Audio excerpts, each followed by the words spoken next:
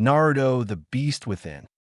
Naruto had just got done using the Shadow Clone Jutsu upon Mizuki the night before. They had a week before the time for the team selections. Naruto decided that he would go see the Hokage. On the way there, he was bombarded by angry looks. Ignoring them, he hopped up to the roofs and entered the Hokage's office via the window. Hokage Gigi, is there any way for me to train my body extremely well? Naruto asked, not realizing until it was too late that the Hokage was talking to someone already. The man that the Hokage was talking to had waist-length, spiky, white hair tied back into a ponytail, with two shoulder-length bangs that framed his both sides of his face. He had red lines that ran down from his eyes, and he wore a horn headband with a kanji 4 oil, a green short shirt kimono with matching pants with a mesh shirt underneath. Naruto, Kumin, this is my old student Jiraiya of the Sannin. Jiraiya, this is Naruto, the old man stated. I see. So, you want to train your body extremely well, eh? Well, have you ever thought about gravity seals? Jiraiya asked. Seals? No, I don't know how to do Fuinjutsu, Naruto admitted. I see. Well, I'll train you, Jiraiya stated. Really? Why? Naruto asked. Because I want to, and it's the right thing to do seeing as you're obviously in need of some help, Jiraiya stated. All right, let's go. Naruto yelled happily as Jiraiya turned to look at Sarutobi. Meet me at training ground 27 in 15 minutes. Jiraiya stated, looking at Naruto, only to see him not there anymore. Kid must be excited, Jiraiya muttered.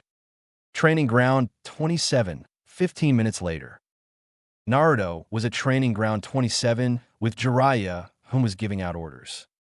I want you to run around this training ground 15 times, do 100 push-ups, 100 sit-ups, and 100 squats, then we will work on something else. Now hold still while I apply the gravity seals, Jiraiya stated as he took out a brush and some ink. Naruto giggled at the feeling of the brush on his skin, and when the hermit was done, he set off to do as he was told, noticing that his body was moving more sluggishly than before.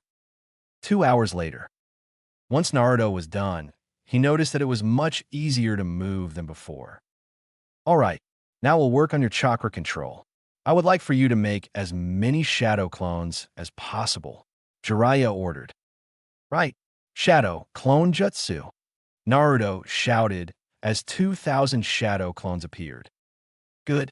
Now then, I want 100 of you to perform the transformation jutsu, and then go to the library to read everything there. 100 of you running up a tree, using only your chakra to stick to it. 100 of you trying to hold this leaf to your forehead, using only your chakra. 100 of you walking on water. 100 of you taking this sun bond and running it over your skin. 100 of you learning the Dragon Fist Taijutsu. 100 of you learning the Toad Kumite style. 100 of you learning the Wolf House style Taijutsu. And the last 1,200 of you learning the jutsus from these scrolls, Jiraiya yelled.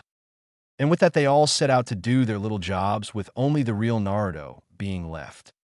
Now I want you to sit there and meditate for an hour, and then release one shadow clone at a time until they're all gone, and then I want you to process the information that you have gathered from it, Jiraiya ordered. Hi, Naruto said as he sat down and began to meditate. An hour later, Naruto set out to dispel the shadow clones one by one, and by the end of it, he had such a rush of information and memories that he had a migraine for about 30 minutes. Thank the log for the fox, Naruto muttered under his breath. Naruto's stomach then chose that moment to speak up. I guess that I'm hungry, Naruto stated. Tell you what, I have one more thing that I want to do first, so after this I'll treat you to whatever you want and all you can eat, Jiraiya said, not realizing his mistake. All right, what is it? Naruto asked. This, Jiraiya said as he pulled out a slip of paper, then explained that he wanted Naruto to send some chakra into it. Naruto did so and was surprised when it split into 4 pieces, 1/4 turning into ash in an instant, 1/4 turned into dust, 1/4 crumpled up, and the last one got soaked. Amazing, Naruto, You have an affinity to all 5 elements, Jiraiya stated. Really? Naruto asked. Yes. Now do me one more favor. Send chakra into your eyes for me. Jiraiya said. Fine, but you owe me, Naruto said as he did so, and was surprised when his vision became sharper. Amazing. You have the Rinnegan, Naruto, Jiraiya stated. What's that? Naruto asked. The Rinnegan is a dojutsu stated to be far more powerful than both the Sharingan and the Byakugan combined. Jiraiya said. I see. Naruto stated intelligently, not at all like him in the least. Naruto then cast a very powerful genjutsu that required a lot of chakra over his eyes so that they looked to be normal. After lunch and a long whine from Jiraiya later. All right, Gaki, back to work. I want you to make another mass of shadow clones, Jiraiya said as he amped up Naruto's gravity seals. Right, shadow clone jutsu, Naruto said, making 5,000 shadow clones. /N. Remember, Naruto used a lot of shadow clones to begin with, and over 300 of them was working on chakra control, and most of them was working on learning jutsus. All right, I want 1,250 of you working on the jutsus in these scrolls, and the other 3,750 work on the taijutsu styles we were working on previously. Do not stop until you have mastered them, Jiraiya stated. Hi, the shadow clones said as they took off to fulfill their orders. Naruto, I want you to do the exercise from this morning again, Jiraiya said. All right, just curious, what's my gravity seals at right now? Naruto asked. 4 times the normal amount of gravity, Jiraiya stated. Naruto simply nodded and took off, sensing that he was moving much slower than usual. By the time his exercise was done, he had gotten used to the new amount of gravity. Damn, Gaki, you get used to these gravity seals quickly, Jiraiya stated. It's because of the fox. I think he heals me quickly, Naruto stated. That makes sense, Jiraiya stated firmly as he adjusted the gravity seals once more. All right, now dispel your shadow clones again, Jiraiya stated. Naruto did so and passed out from the exhaustion and the rush of information. Jiraiya immediately caught him and gently set him onto the ground before hearing a small gasp in surprise and vanished before reappearing behind a small girl with dark blue hair and fair skin, wearing baggy clothes that hid her figure, a figure that he was sure was beyond that of others her age. So what are you doing watching Naruto, a little girl? Jiraiya asked as the girl jumped in surprise and turned around, showing that she was a Hyuga. Is Naruto, the girl asked. He'll be fine, little girl. What's your name? Jiraiya asked. Ashinata Ashyuga, she stated timidly. I see, but you still haven't answered my question. Why are you watching him? Jiraiya asked. Hinata simply looked down and blushed a bright red, a red that would put a tomato to shame. This was her infamous Hinata blush Mach 3. Let me guess. You are in love with him, and he doesn't even notice you exist, and everyone else and painfully aware of your feelings towards him, Jiraiya stated, showing the reason why he was a Sannin with a spy network. Hinata simply nodded her head. I see. Well, how about you train with us tomorrow? I'm sure Naruto would be glad to see a fellow genin training with him, Jiraiya stated. Hinata looked shocked at that before quickly nodding her head so fast that it looked like it would come off. All right, we'll see you tomorrow at 7 o'clock. Oh, and don't tell anyone that he passed. I have a feeling that he wants to surprise everyone with the fact that he had passed the graduation exam, Jiraiya stated whilst grinning at her. Hinata again nodded her head before taking off in a mad sprint. Jiraiya then picked Naruto up and vanished with him and reappeared inside of Naruto's apartment and set him in bed before writing him a note telling him to be at Training Ground 27 at 7 o'clock, and then he left. The next day, Naruto was at Training Ground 27 at 6:30 and began his morning routine of running laps around the training grounds for a light warm-up. He had already gotten used to his gravity seals setting, which was at 5 times the normal amount of gravity. He then got a curious look on his face as he released the seal and ran, causing a few Chunin to gawk at the orange blur of motion that was going around in circles at Training Ground 27. Soon he got done and reapplied the seals before realizing that he had overloaded them to the point that they were twice from what they were beforehand, meaning that what was 5 times gravity is now 10 times gravity. Needless to say, he was on the ground, struggling to get up. When he did, though, it was 6:58, and he saw Jiraiya and one of his classmates coming up to the training grounds. 7 o'clock. Naruto, this is Hinata Hyuga. She is one of your classmates, and she's going to be training with us from now on until the team selections, Jiraiya stated. Naruto simply nodded and turned to her and grinned, causing her to blush a deep red. All right, let's get to work.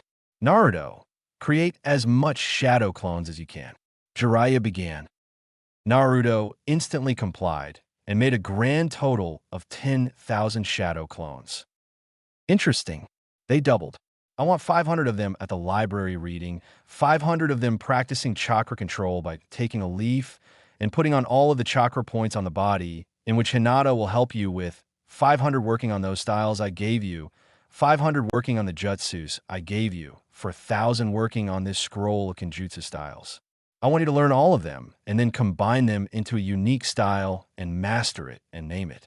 Next, I want you to have 2,000 shadow clones work on your elements, and the last 2,000 working with Hinata on her taijutsu. Naruto, I want the same number of laps, push-ups, sit-ups, and squats from yesterday. By the way, what is your gravity seal at?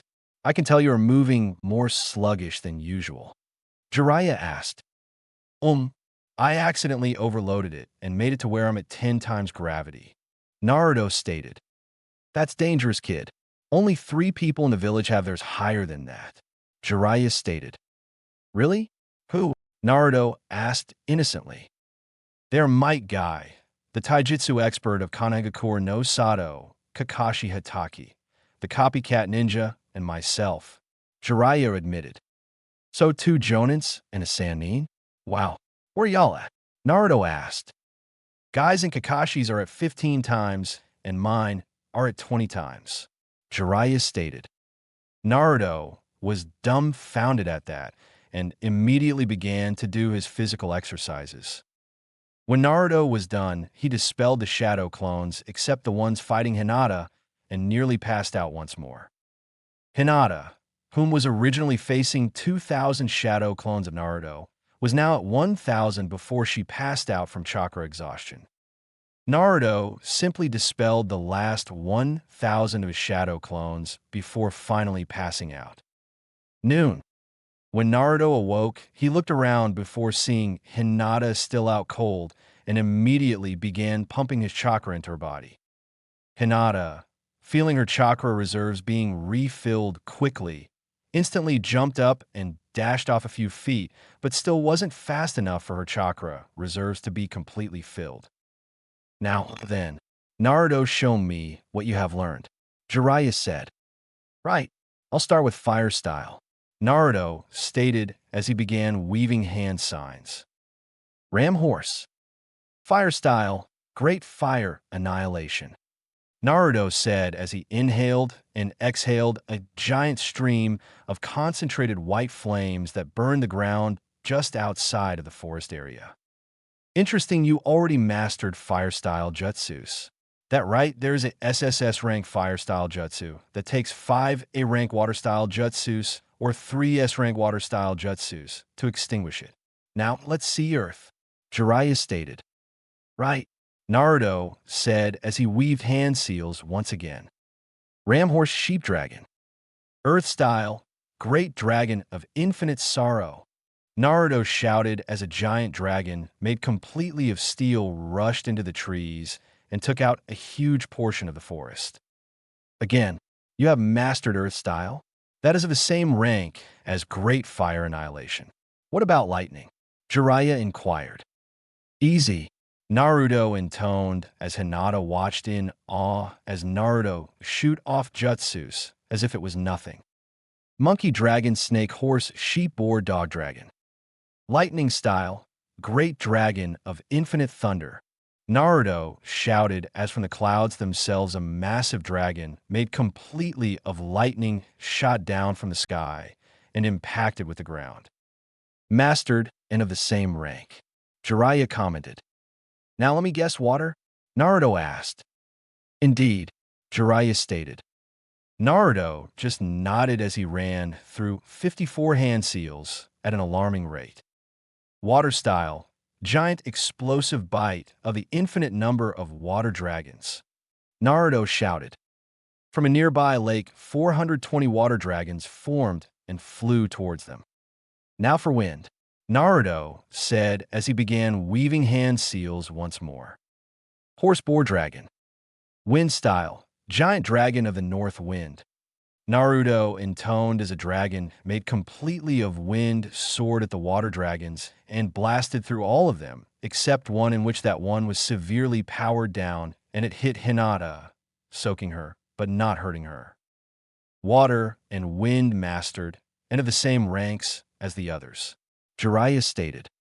Hinata was in shock that the boy she was in love with had just fired off 5 SS-rank jutsus without breaking a sweat, a feat only accomplished by 3 people in the history of Kanagakure no Sato. The first one was the Shodame Hokage, the second one was Madara Uchiha, and the third was the Yandame Hokage. Alright, now, then Naruto, have your shadow clones read out the entire library? Jiraiya asked.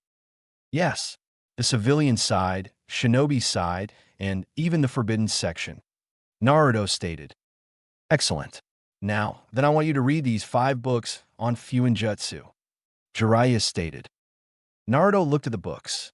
They were the Fuinjutsu books, ranging from beginner level to master level. I have 5 more levels past those, but I cannot decipher them. You might be able to do so, Jiraiya stated as he smiled at him, and turned to Hinata and told her to climb a tree without using her hands. At her question on how to do so, he simply told her to use her chakra. Hinata nodded at this and got to work. Naruto made 50 shadow clones and had them all read each book 1 time, each meaning that once that they had dispelled, he would have read all 5 books 10 times. 5 days later, Naruto was now an Uzumaki Fuinjutsu master and was well above anyone else in his class. His chakra control was perfect, and his chakra reserves were beyond that of even all of the Hokage and Madara Uchiha combined. His wardrobe changed as well. He was wearing a red shirt with mesh armor under it, black pants, and a red coat with black flames on the bottom of it, eerily similar to the Yandame's own coat. Hinata was now well beyond what she had started out at. She was a master of her own taijutsu style that incorporated her own flexibility and the gentle fist of the Hyuga clan. Her wardrobe as well. Think Naruto's wardrobe in reverse and form-fitting. When they arrived at the academy, everyone was looking at them wondering who they were until Kiba's nose told him who they were. Alright, I understand why Hinata is here, and by the way, damn you look great today, Hinata. But why are you here, Naruto? Kiba asked. Ino and Sakura gaped at Naruto and thought that there was no way that the hunk of a man in front of them was Naruto.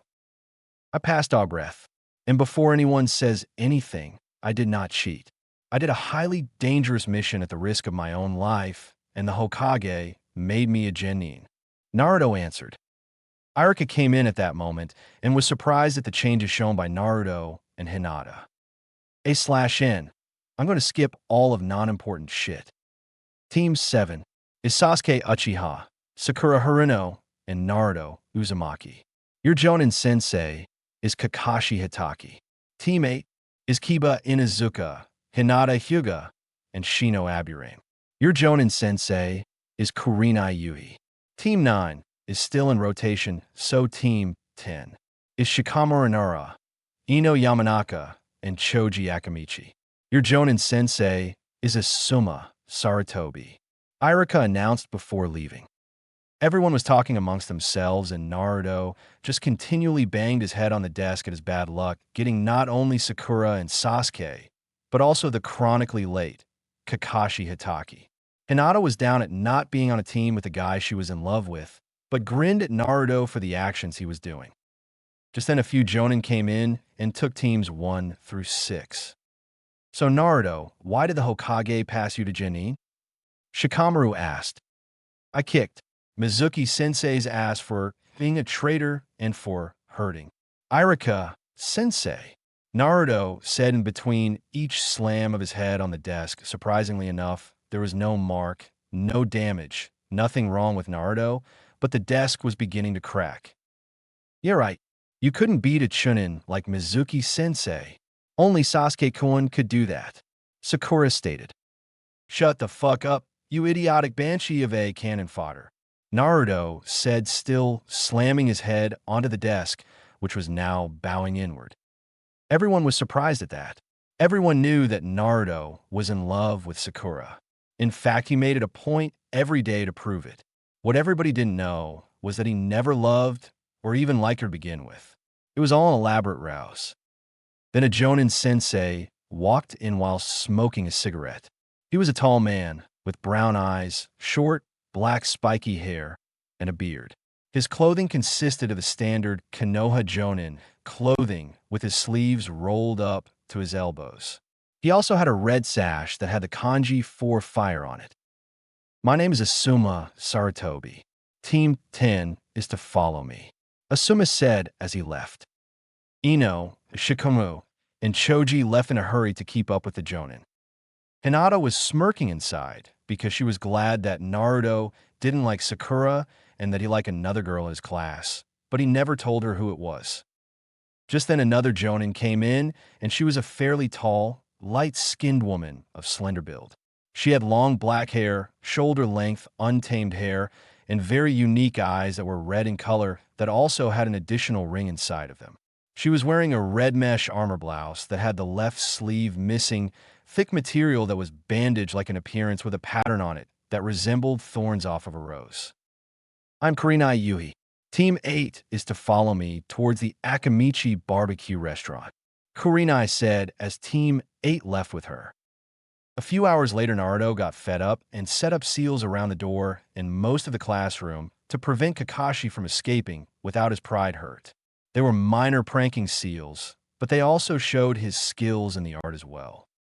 Soon a relatively tall, fair-skinned, and fit man, whom had spiky white hair, a dark-colored eye with his headband covering his left eye, and he wore the traditional Konoha uniform, walked in, inadvertently setting off the seals. Sensing danger, the man jumped to the left only for another seal to go off and send paintballs at him. He substituted with a chair only for the chair to inadvertently substitute back with him, forcing him to get hit by the paintball, which had enough force to send him flying into the chalkboard, which had yet another seal on it, and it sent out a geyser of water at him, which soaked him to his bones. My first impression of you three is, I hate you, the man said. But sensei, it was Naruto that did it, Sakura said, trying to save herself and Sasuke from trouble by blaming it on Naruto. Interesting. Those seals are made extremely well for an academy student just turned genin. That is if they pass my test, the man thought as he examined the seals. My name is Kakashi Hitaki. Meet me on the roof in 15 minutes, Kakashi said as he vanished in a swirl of leaves. Last one, there has to buy lunch, Naruto shouted out as he hopped out the window, much to Sakura and Sasuke's confusion until they heard footsteps leading up the side of the building. Looking outside, they saw Naruto walking up the side of the academy. Realizing that one of them was going to be the last one, they decided to race there. When they got to the roof, Sasuke was second and Sakura was third, meaning her allowance was going to take a major hit if not make her go broke. We'll start off with the introductions. I'll start. I'm Kakashi Hitaki. I have no intention of telling you my likes, dislikes, or my dreams for the future. Well, I have lots of hobbies, Kakashi stated, and then he pointed to Sakura. My name is Sakura Haruno. I like, looks at Sasuke. My hobbies are, looks at Sasuke again. My dreams for the future are, looks at Sasuke once more, and I hate Naruto, Sakura stated, glaring at him, hoping to get a whine from him, only to get a shrug, and a I hate you too, Banshee. Great. A fangirl. Perhaps I can break her of that. Nowadays, girls are more concerned about boys than they are about their ninja training. Kakashi thought as he pointed at Sasuke. My name is Sasuke Uchiha. I like tomatoes and training. I hate fangirls, ramen, and annoying people. My hobby is training. I don't have a dream for the future, but rather an ambition for I will make it a reality. I will kill a certain someone. Sasuke said. Great, an avenger. Hopefully I can break him of that before it's too late, Kakashi thought as he pointed to Naruto. My name is Naruto Uzumaki. I like ramen, training, arrow sannin, and my friends. I hate those who don't take time to get to know someone before they get to know them, the 4 minutes and 20 seconds it takes for the ramen to cook, and my teammates. My hobbies are gardening and training. My dream for the future is to become Hokage so that I can protect those whom are precious to me. Naruto stated. I don't have a problem with except this ramen thing he is going on. Kakashi thought. Be at training ground 27 at noon for your test. Kakashi said before vanishing in a swirl of leaves. Sasuke and Sakura turned to look at their remaining teammate only to see that he wasn't there. But he had left a note telling them to go ahead and eat lunch without him. He even left enough Rio to cover the cost. Training ground 27.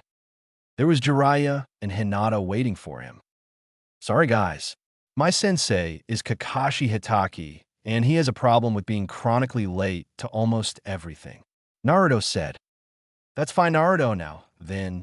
I have here the Toad summoning contract and the Eagle summoning contract. I want you both to sign one of them. Naruto, I would like for you to sign the Toad summoning. It may have a clue on whom your father is in it. Jiraiya said to get Naruto to do it, and he did it in an instant. Naruto, the beast within. Hinata, seeing Naruto do this instantly, did the same for the Eagle contract, and then they ran through the hand signs. Boar, dog, bird, monkey, ram. Ninja art, summoning jutsu. Naruto and Hinata shouted out and poured their chakra into the technique, summoning forth a giant toad and a massive eagle. Naruto and Hinata, these are Gamabunta and Hizawashi. They're the boss summons to the contracts you just signed, Jiraiya stated. Naruto and Hinata greeted the boss summons, politely earning their trust, and soon they disappeared in a puff of smoke. All right now, Naruto, I did promise this, Jiraiya said, tossing him the scroll. Naruto reopened the scroll, but the only name in between his and Jiraiya's was Minato Namikaze, which was the name of the Yondaime Hokage. That was when it hit him. I am the son of the Yondaime Hokage, Naruto said in realization. Yes, Naruto, you are. Your father was known everywhere as the Yellow Flash because of the flash of yellow he made as he used the Hiraishin no Jutsu. He was a SS rank ninja with a flea on sight order on him. Your mother, however, was none other than the Red Death, Kushina Uzumaki. She also had a flea on sight order on her with a SS rank to herself to boot. Your father's teammates were none other than Hayashi Hyuga and Fugako Uchiha. Your mother's teammates, Hizui Hyuga and Mikoto Uchiha. Your father's team was taught by me, and your mother's team was taught by Tsunade Senju of the Sannin. Besides you, there have been 2 other Jinchurikis for the 9-tailed demon fox. Jiraiya said, Kurama. For fuck's sake. My fucking name is Kurama. A voice sounded inside of Naruto's head instantly, making him realize that it was the 9 tails. He says his name is Kurama. And also, who were the other 2? Naruto asked. They were your mother and Mito Uzumaki Senju, wife to the first Hokage, meaning that you, my boy, are related to 3 of the 4 Hokages. Jiraiya explained, making Naruto's jaw drop open with Hinata having fainted from surprise at this news. So, I'm royalty then, right? Naruto asked. I would say so with a heritage like that. Jiraiya said. Who are my grandparents? Naruto asked. I do not know. Jiraiya asked. All right, Naruto said as he looked disappointed. All right, Naruto, take Hinata back home, and we will continue our training tomorrow after your tests. Jiraiya said. Naruto nodded and picked Hinata up bridal style and carried her home. Hyuga compound. Hayashi was waiting for his daughter to come back outside of the Hyuga compound until he saw her in the arms of Naruto. Now, Hayashi was no fool. He knew that the seal that the fourth Hokage used would hold the nine tails in. However, he also knew that Naruto did not have a good reputation amongst the village.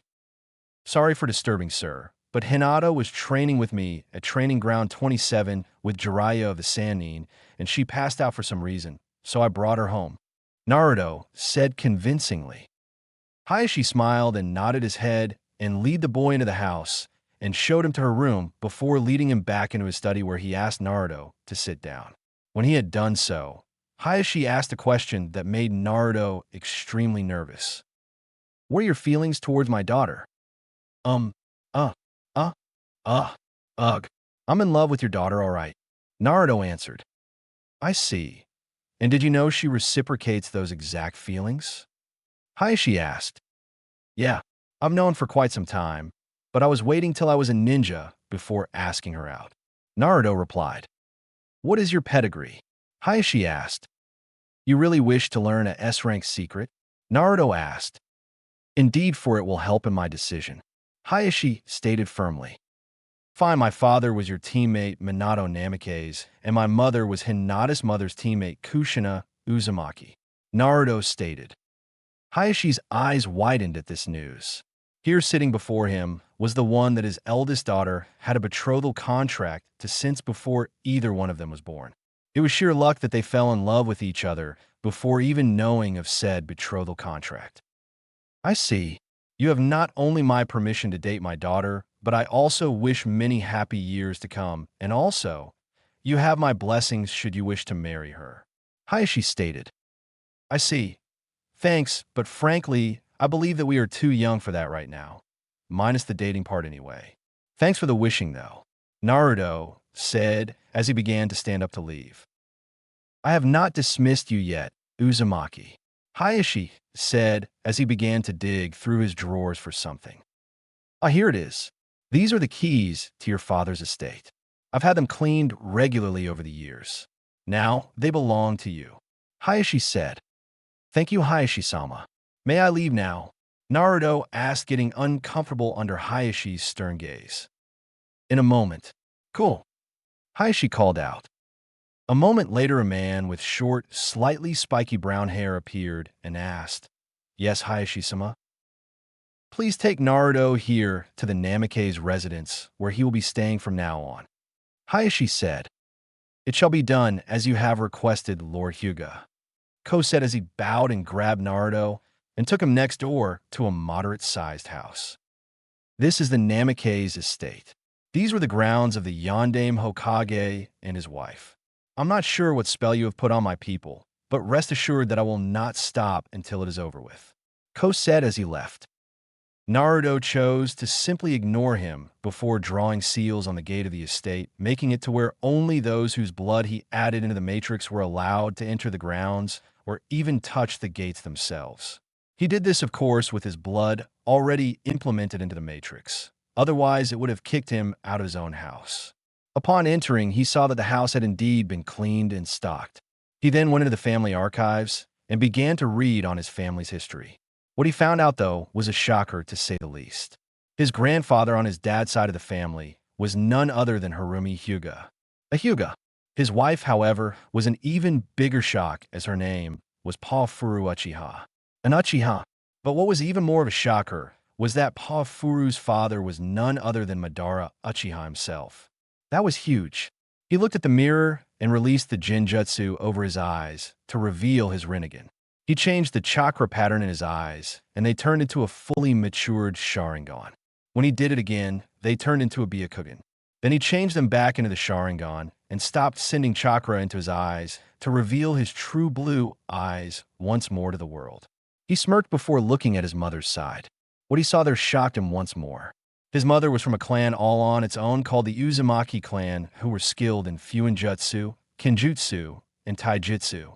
What was more surprising was that she was the sole heir to an entire country, and that the Uzumakis were the reason behind Konoha's emblem. His grandfather was Uezu Uzumaki, a man so strong and wise, it is said that it took 3 ninja villages to take down the village that the Uzumaki clan resided in. His grandmother was Yugama Uzumaki. It is said that her kinjutsu skills were top-notch to the point that she could take out entire platoons of ninja with a single swing of her sword. His next surprise, though, came in the form of Weizu's mother and father, and who Yugama's father was. Weizu's mother and father were Mito Uzumaki Senju and Hashirama Senju. Yugama's father, however, was Tobarama Senju, and her mother was Jitsujin Sarutobi. If that was correct, then instead of being related to 3 of the 4 Hokage, he was related to all 4 Hokage. He decided to call a night and went to bed. Hyuga compound. Hinata woke and went to the kitchen to fix her something to eat, only to find her father there waiting for her. Hinata, we need to talk about your choice in a spouse, Hayashi said. Hinata nodded sadly at that. I have actually found you one. Do not worry, for he will care for you greatly and bring great honor to the clan. In fact, you are already betrothed to him, Hayashi said. Hinata began to cry a little in sadness. Why do you cry, my daughter? You should be happy. The name of your betrothed is Naruto Uzumaki, Hayashi said. Hinata, upon hearing that, lifted her head so quickly you could swear that you heard a crack from her neck. Oh, really? Hinata asked hopefully. Indeed. I find it funny.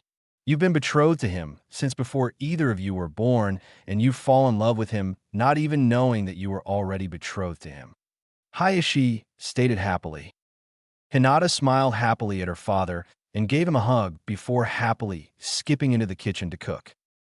The next day, Naruto awoke and did his morning routines and even increased his gravity seals to 25 times gravity. He then ate a healthy breakfast and left his estate and saw that Hinata was leaving the Hyuga compound. Hey Hinata, Naruto called over to her. Hinata looked over at him and smiled before waving back. They then walked together in comfortable silence until Naruto dropped Hinata off at Training Ground 26 and left for the next one over, which was Training Ground 27. Naruto was the last one to arrive apart from their sensei. Naruto Baka, why are you late? You made Sasuke-kun wait on you. Sakura yelled at him. Naruto vanished before reappearing behind her with a kunai positioned at her throat and said, "Shut the fucking hell up, you motherfucking bitch of a banshee," before vanishing once more and reappearing leaning against a lawn with his eyes closed. "Dope, I demand you tell me how you got so strong," Sasuke said in an arrogant fashion. "No," Naruto said as he continued to sit there. "Naruto Baka, you do what Sasuke says right now, or I'm going to pound your face in," Sakura screeched. "No. And the moment you try is the moment you find out why I'm the strongest on this team right now," Naruto said as he continued to sit there. It was at that moment that Kakashi chose to make an appearance and said, "Yo, got lost on the road of life, sensei?" Naruto asked. "Indeed I did. How did you guess?" Kakashi asked. "Team Minato," Naruto said simply. Kakashi's eyes widened at that and simply nodded. "Team Minato? As in Minato Namikaze? As in the Yondaime Hokage Minato Namikaze?" Sakura asked. "Yeah, it was a team between Minato Namikaze, Kakashi-sensei, Obito Uchiha, and Rin Noara.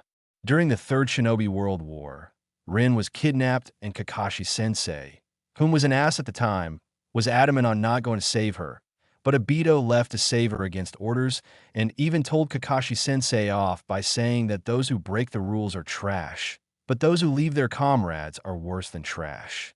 Kakashi-sensei then teamed up with Obito to free Rin, and they escaped mostly because one of the IWA ninjas caused the cave to collapse, and Kakashi-sensei, who was blind in one eye due to an injury, was saved by Obito by pushing Kakashi-sensei out of the way at the cost of his own life.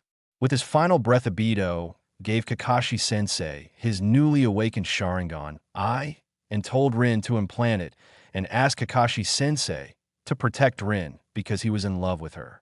A few years later, Rin was again captured, but this time it was by Kirigakure no Sato. There they made an unwilling Jinchuriki for the three-tailed turtle, planning on having it released upon the village. Rin kept on asking Kakashi-sensei, whom had saved without second thought, to kill her, and he vehemently refused to do it. But they were low on energy as the Kiri ninjas caught up with them, and Kakashi-sensei used his own personal jutsu lightning blade and ran at the Kiri ninja, only for Rin to get in the way on purpose and impale herself on his jutsu, thus killing her and activating Kakashi-sensei's Mangekyo Sharingan. Am I right, sensei? Naruto asked, having given a full detail on Team Minato and the previous Team 7. Yes, you did. How did you dash? Kakashi began to ask until Naruto shook his head in the negative, effectively cutting him off. All right, the point of this test is to get these dash. Kakashi began again, only for Sakura to say, teamwork. Needless to say that Kakashi passed them with no test. Naruto then went over to Training Ground 26 to see how Hinata's team was faring and even subtly activated his Sharingan to see better. What he saw was Kurenai was using a Jinjutsu to hide her, Hinata was using her Byakugan to find her and direct Kiba, who was the main brawn of the team, and Shino, who would drain her chakra, at her. Tunneling Fong. Kiba yelled. Parasitic insect, cocoon jutsu. Shino intoned in a monotone voice. The result was Kurenai getting sent into a tree before being substituted for a log, and then she told them that they passed. Naruto deactivated his Sharingan and walked up them. Yo, how it going, guys? Naruto asked. Naruto? What are you doing here? Kiba asked. Simple. My team is done with our test, so I came over to see how you guys were doing. Naruto said. Yes, but why us? Shino asked. You guys were the nearest ones here. Naruto answered simply. I see. So you wouldn't be trying to steal any ideas for Kakashi now, would you? Kurenai asked. Naruto laughed at that before saying that Kakashi would have to work on Sasuke and Sakura first. Why is that, Naruto? Shino asked. This, Naruto said as he walked off a little bit before weaving hand signs. Ram horse. Crap, everyone might want to get used to the heat. Hinata said, knowingly surprising everyone until they looked back at Naruto as he inhaled. Fire style, great fire annihilation. Naruto shouted as he exhaled the concentrated wide stream of white flames out. That shocked Kurenai to the point that she had to prop herself up by using a tree to keep herself upright. So you can use fire style ninjutsu, so what? Last I checked, Sasuke could do it too. Kiba said. Kiba, that jutsu was the signature fire style jutsu of one Madara Uchiha. Kurenai said. That shocked the rest of Team 8 minus Hinata and Kurenai. What? You expect me to believe that the dead last used a fire style jutsu that was previously used by none other than Madara Uchiha? Kiba asked. Shut a dog breath. You saw it with your own eyes. I just did a SSS rank fire style jutsu and didn't even break a sweat. Naruto said before leaving. Grr, I don't know what you see in him, Hinata. Hey, where did Hinata go? Kiba asked, only to see Hinata walking off in the same direction as Naruto did, which oddly enough was in the direction of the Hyuga compound and the abandoned Namikaze estate. However, they went to Training Ground 27 just in time to see Jiraiya appear. All right, kiddies. Now is the day that I test you too. You're only going to have a light spar with each other. Ready? Jiraiya asked. The two of them got into their fighting stances. Naruto had his right hand shaped into a claw positioned in front of his body, his left hand curled into a fist behind him, but still facing her, his legs were bent and leaning towards her. Hinata positioned her right palm towards Naruto in front of her and her left palm facing him beside her, and her legs were relaxed slightly, just enough for comfort, but tensed enough to still be able to move quickly. They then nodded to each other. All right, in this spar you will demonstrate your taijutsu, ninjutsu, and also your stamina. Begin, Jiraiya shouted. Naruto and Hinata seemed to vanish from sight momentarily. Ultra slow motion so that we can see what is going on. Naruto and Hinata rushed towards each other, and when they got close enough, Naruto sent a kick at her, only for her to dodge and counter with a jab towards his abdomen, which he spun out of the way of and countered by sending a punch toward Hinata's head, only for to spin around that and send a kick of her own at him. He caught her leg and spun her around and tossed her away before weaving hand seals. Dragon Monkey Snake. Earth Style, Earth Dragon Jutsu. Naruto said as a dragon made of earth arose from the ground and went after Hinata, whom began to weave hand seals of her own. Snake Monkey Dragon Sheep. Water Style, Water Dragon Jutsu. Hinata yelled as a massive water dragon arose from the nearby lake and clashed with the earth dragon, destroying both jutsus. Hinata landed on her feet and swiveled around and jabbed at Naruto, whom appeared behind her only for him to dodge and grab her arm and flip her over and lean down with a kunai pressed against her skin. An end, Jiraiya said. Naruto immediately got up and helped Hinata up and then turned toward Jiraiya, awaiting his call. I'd say you guys are about mid to high Jonin level right now, Jiraiya stated. Erosin, we didn't even release the gravity seals. Hinata reminded him. That's right. What's our true level then? Naruto asked. Will you stop calling me that? I'd say you're about high Jonin to mid ANBU level then, Jiraiya stated firmly. Naruto squirmed in excitement, and they waited once more to find out if they passed or if they failed. You pass, Jiraiya said smiling. Naruto smiled widely at that and picked Hinata and spun her around, causing her to squeak in surprise and blush, but not faint. When they turned around to look at Jiraiya to thank him, he was gone. Oh well. Hey Hinata, want to go out with me? Naruto asked. Hinata simply blushed a brighter red and nodded her head happily. They went to the Ichiraka ramen stand and Naruto ordered 3 chicken ramen, 2 miso ramen, and a vegetable ramen, whereas Hinata simply ordered a chicken ramen and a vegetable ramen. They began to talk about their days, their likes and dislikes, and their dreams for the future. When the ramen was served, Naruto couldn't help but sneak glances at Hinata whilst eating his ramen, and Hinata was having a hard time resisting the urge as well. Soon they finished eating and Naruto paid for the entire meal, including Hinata's portion, even though she protested against it. But Naruto countered by saying that they were having a date and that the boy was supposed to pay for the girl that he was on a date with at the time. Hinata couldn't find a comeback for that one, so she dropped it. Soon they were at the Hyuga compound and Naruto kissed her on the forehead and said, "Good night, Hinaheim. I love you."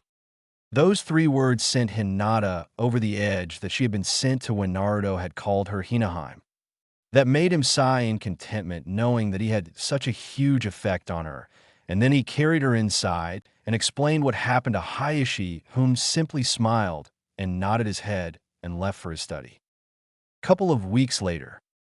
This is Emotionally Challenged King reporting in. I have target in sight, approximately 4.2 meters from target. Why do I have that name again?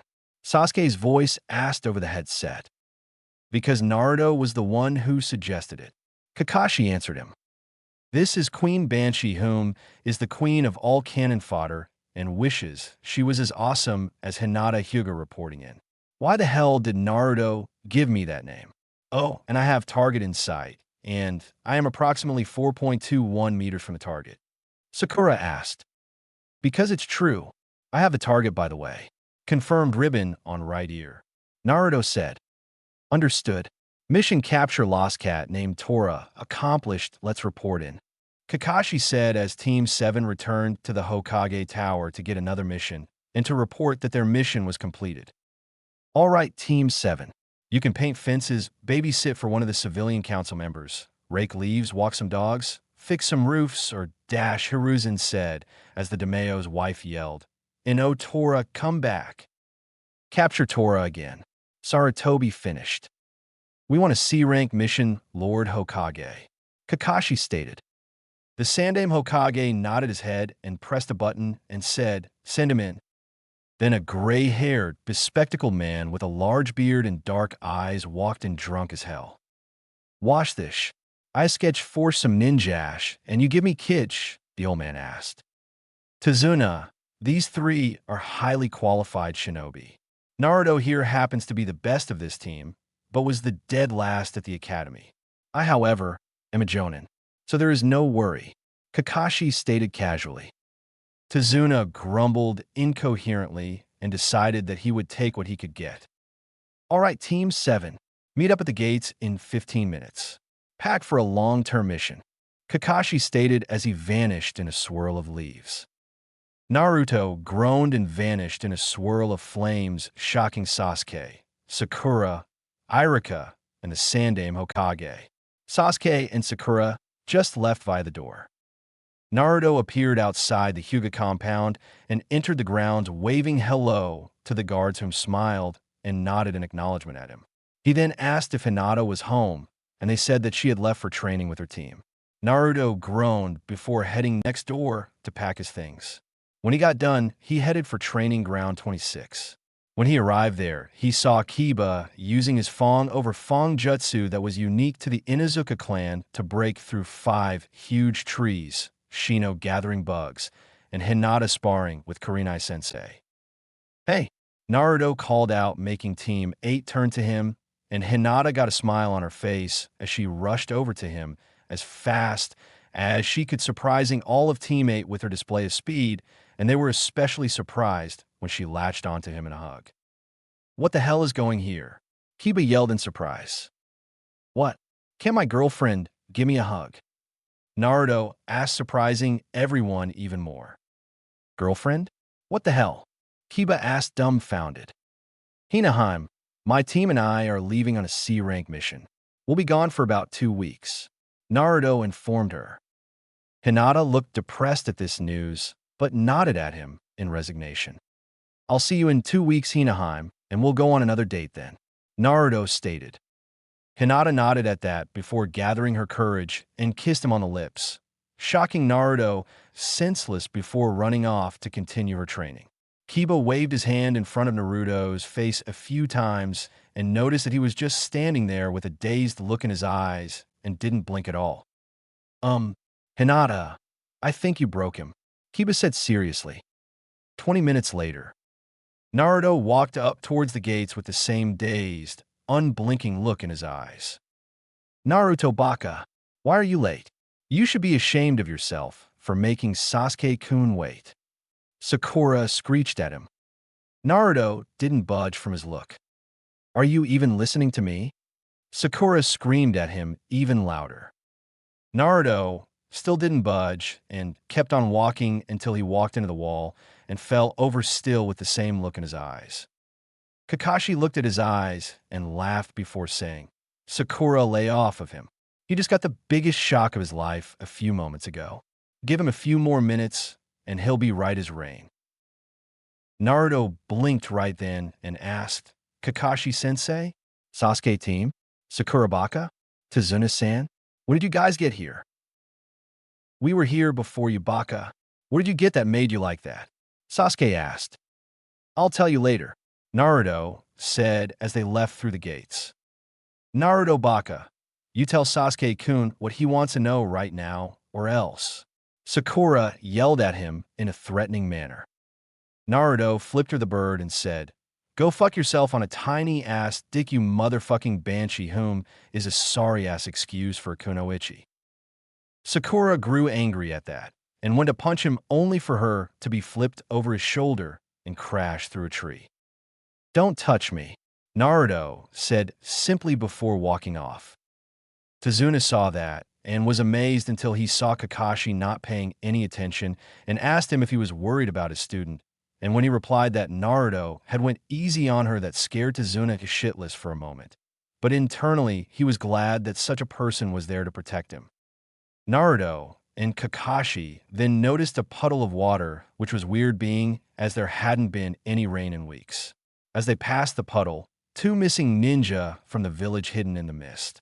One had shoulder-length, wild dark brown hair, and had dark eyes. He wore a rebreather that covered the lower half of his face and had a large clawed poison gauntlet on his right arm, which had a chain of shurikens connecting him to his counterpart, whom looked exactly like the other one, except his gauntlet was on his left arm. They wrapped their chains around Kakashi and slicked him to pieces and went after Tazuna only for Naruto to surround them with shadow clones and had their katanas pointed at their necks instantly. Meizu and Gozu instantly began to tear through the shadow clones until Sasuke came forward and locked the chain to a tree. Sakura then punched the ground and encased them in rocks. "All right, you can come out now, Kakashi-sensei," Naruto said, pointing right up at him in the tree. Kakashi dropped down and smiled at Naruto before turning towards Tazuna, and Tazuna explained how Gato was trying to kill him by hiring ninja to do the job.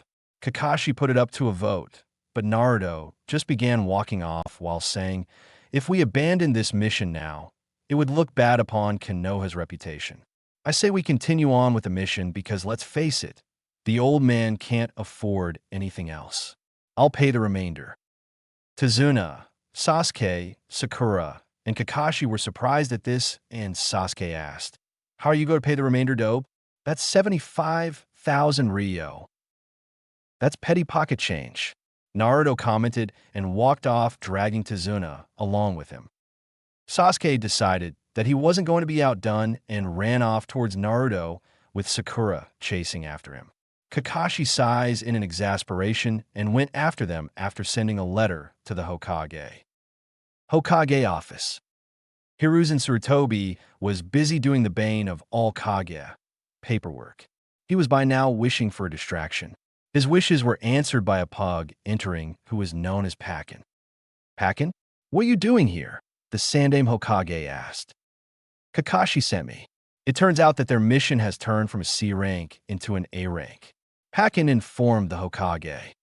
"I see. Go fetch me teammate, and then you could be dismissed," Sarutobi stated. Pakin nodded before leaving towards Training Ground 26. Training Ground 26.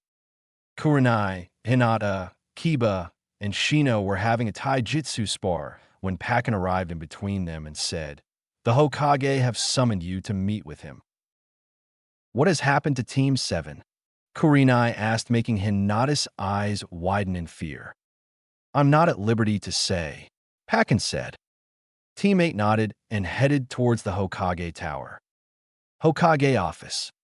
Team 8. Team 7 has encountered some unexpected trouble on their C-rank mission. They are now on an A-rank mission due to the unexpected arrival of enemy shinobi, and they are in need of assistance. They are headed for the Land of Waves. You are to pack your bags and leave immediately. Hiruzen ordered them. Team 8 nodded in affirmative and left to pack their things.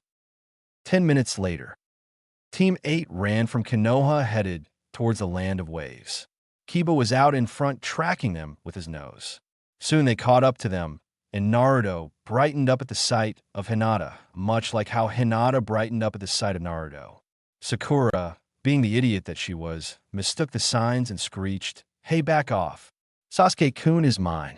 And Naruto, "I always knew that there was something going on between you and Kiba." Naruto, Hinata, and Kiba gagged at that before asking her if she had lost her mind. "Know why?" Sakura stated. "Because I have no interest in the Uchiha," Hinata stated. "And I'm not gay," Naruto and Kiba stated simultaneously. Naruto then wrapped his arm around Hinata's waist and smiled at her, saying, "I'm as straight as a board, and I have the most wonderful girlfriend in the world. And I have the most wonderful boyfriend in the world," Hinata said, leaning her head on Naruto's shoulder, smiling as she did so. Sakura, Sasuke, and Kakashi's eyes widened in surprise at that, and Sakura ruined the moment by screaming, "You two are going out? When? Are you out of your mind, Hinata? Why settle for Naruto when you can do so much better?" Naruto growled before stomping up the hill and then turned around. Chapter 3: Secrets Revealed. What I am about to reveal are two S-class secrets that revolve around me, so I am allowed to reveal them as I deem fit to do so. My father was once a genin like us, but was very gifted. His teammates were Hayashi Hyuga and Fugaku Uchiha, all under the guidance of Jiraiya of the Sannin. At a young age, my father defeated 3 Kumovikure Chunin to rescue my mother from being kidnapped. When my father achieved Jonin rank, he took on a team of his own. His name was Minato Namikaze. Naruto stated, shocking everyone there except Kakashi and Hinata. You claim that your father was the Yondaime Hokage? Yeah, right. Sakura said. I'm not done. My mother's name was Kushina Uzumaki. She was the heiress to an entire country before heading to Konoha to become a kunoichi. But back to my heritage on my dad's side for now. My grandfather was Harumi Hyuga, a powerful side branch member in his own right and designer of the 8 trigrams 128 palms technique of the Hyuga clan. His wife was Furu Uchiha. Sound familiar, Sasuke? Naruto asked. It can't be. Furu Uchiha was the daughter of the founder of our clan, Madara Uchiha. Sasuke yelled. Indeed, Naruto said as he showed his fully matured Sharingan and his Byakugan respectively. Now onto my mother's side of the family, and this comes as a shock to all. My mother's father was Weizu Uzumaki, who was so powerful it took 3 ninja villages to take down Uzugakure no Sato whilst he was the Uzukage. His wife was Yagama Uzumaki. It was said that her kenjutsu was so strong that she was able to take out entire platoons of ninja without receiving a single scratch. Weizu's mother and father was Mito Uzumaki Senju and Hashirama Senju, and Yagama's mother and father was Tobarama Senju and Jitsujin Sarutobi. The Uzumaki have their own special body bloodline, though. It is what enables me to be able to have 3 dojutsus, among other things. Naruto said, activating his Rinnegan and then soon afterwards changing it back into the Sharingan and deactivating it. Everyone was shocked at that news, including Kakashi and Hinata. Now on to the other S-Class secret. October 10th, 12 years ago, the Nine Tails attacked Konoha and the Yondaime defeated it by killing it correct. Naruto asked. That's right. Sakura said. Wrong. Dad couldn't kill the Nine Tails because it was a being of pure chakra. So he did the next best thing. He sealed it into his newborn son. I am the container for the Nine Tails. But I'm not the first Jinchuriki for the Nine Tails. My mother was the second, and I am the third. My great-grandmother, Mito, was the first Jinchuriki for the Nine Tails. And the Nine Tails' name is Kurama. Naruto stated firmly. Again, he surprised everyone, including Kakashi and Hinata. I have a confession to make. Before Naruto and I were even born as family, and I set up a betrothal contract between the two of us. Hinata stated happily. Naruto was unconscious with a shit-eating grin on his face at that news, while Sasuke only took one look at Naruto and sighed before picking him up and carried him onto the boat. When they were halfway there, Naruto awoke to being on a private boat with Hinata. When Naruto asked if what she had said was true, she immediately said that it was. He smiled happily and kissed her until they heard a whisper. Hey, keep it down. I don't want Gato knowing that I helped you. Hey, Hinata, do you think that the mist is getting thicker? Naruto hissed at her. Hinata nodded her head silently at that, and Naruto got a devious idea since they were alone by themselves on the boat. He reached over and kissed her, sending chakra into her through the kiss. Soon a seal appeared on her neck, and she passed out, making Naruto whine in disappointment until he saw the seal upon Hinata and saw that it was a rather unusual seal. Upon closer inspection of it, he deduced that it had 4 functions. 1, it increased her chakra reserves and chakra control to match his. 2, it shared any and all chakra between them, meaning that she could access Kurama's chakra. 3, it allowed the sharing of bloodlines, and 4, it allowed telepathic communication. This meant that Hinata was stronger than anyone in their rank, possibly even above their rank. When Hinata began to awaken, they had landed on the shore of the Land of Waves, and they began to trek into the woods so as to arrive at the village that Gato was controlling. Kiba heard a rustling sound coming from the bushes and instantly threw a kunai at it, only for a frightened white rabbit to crawl out of the bush. Substitution Jutsuruto, Hinata, Kakashi, and Kunai thought as they all heard the sound of something big, bladed, and heavy-headed towards them. Everyone get down, Kakashi shouted, taking Tezuno with him to the ground. Everyone ducked to the ground as a giant sword swung overhead and wedged itself into a tree. Then a tall and noticeably muscular man with pale white skin and short, spiky black eyes with brown eyes with very small eyebrows appeared on the handle of the giant sword. Zabuza Momochi, Demon of the Bloody Mist. A-rank missing ninja from Kirigakure no Sato. Kakashi stated. Kakashi of a Sharingan and Kurinai, the Genjutsu mistress. Glad to see that my reputation precedes me. Now hand over the old man, and we can go along our daily routines. Zabuza said. Not on your life. Naruto said as his Rinnegan activated. Oh, and what are you going to do about it when I'm right behind you? Zabuza said as he appeared suddenly behind Naruto and went to swing his massive sword known as Kubikurabocho at him to kill not only him, but everyone whom was protecting Tizuna. Fearing for his life, Naruto said the first thing that came to his mind, Azura Path.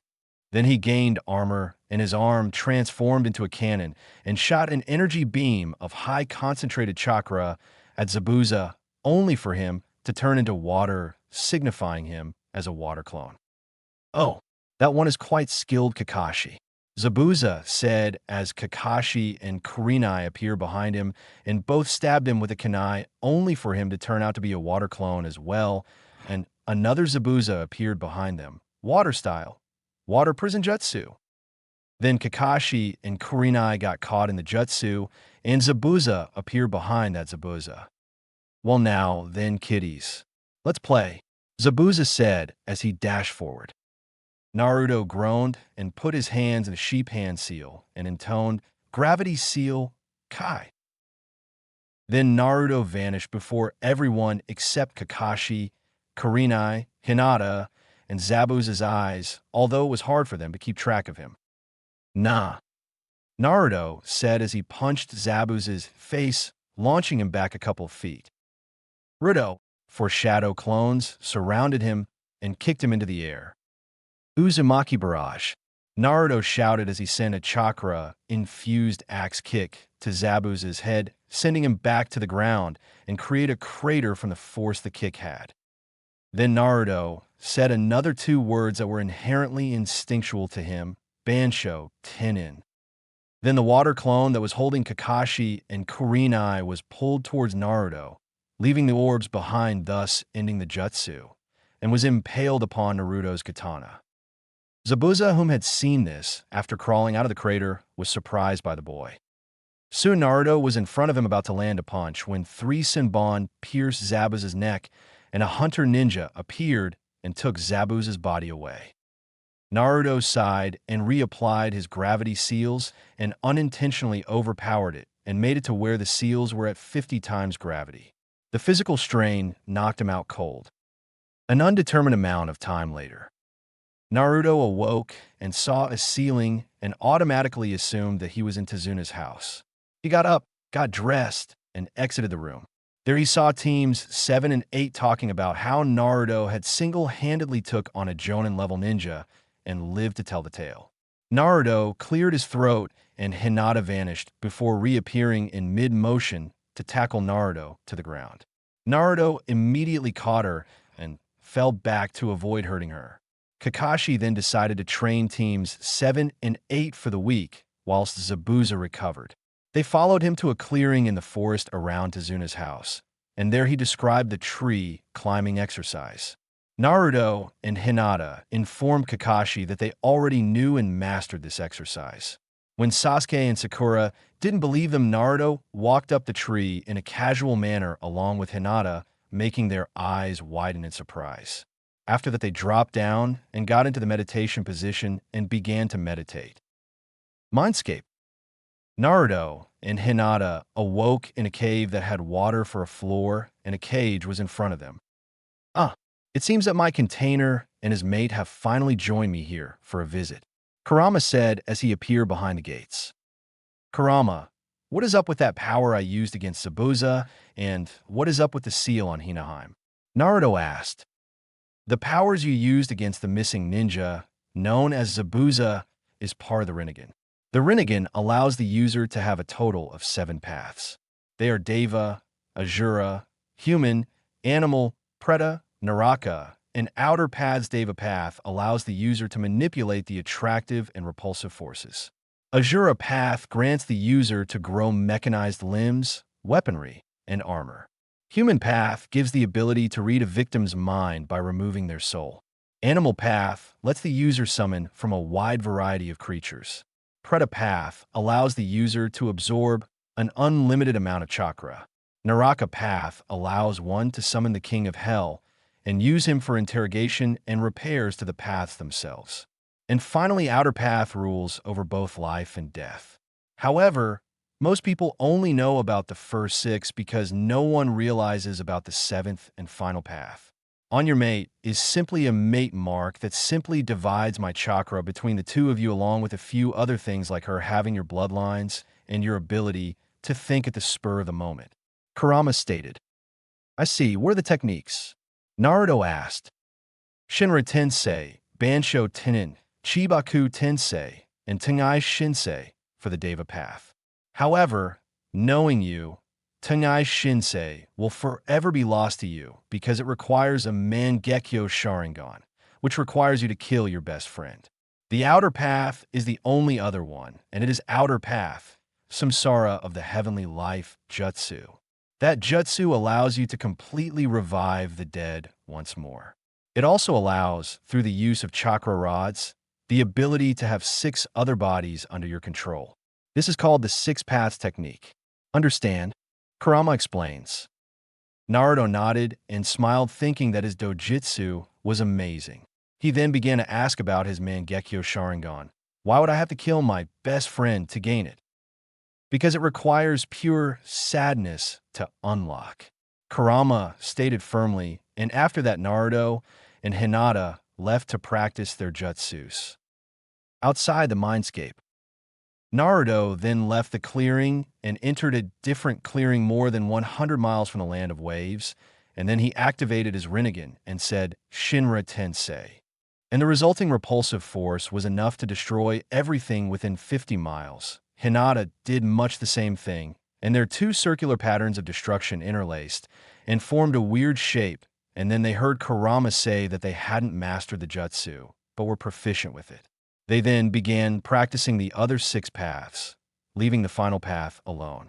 Soon most of the week had passed, and they were in Tezuna's house asleep.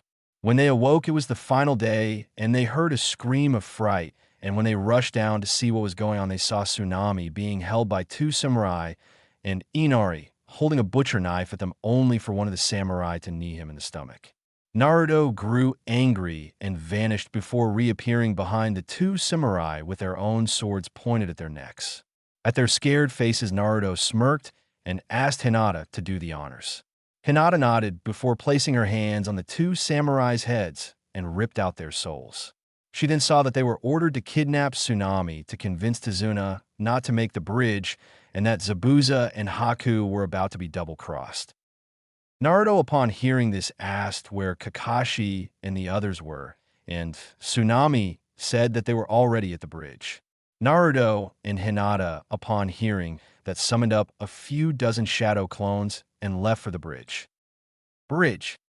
Naruto and Hinata arrived to see Sasuke and Kiba inside a dome of mirrors.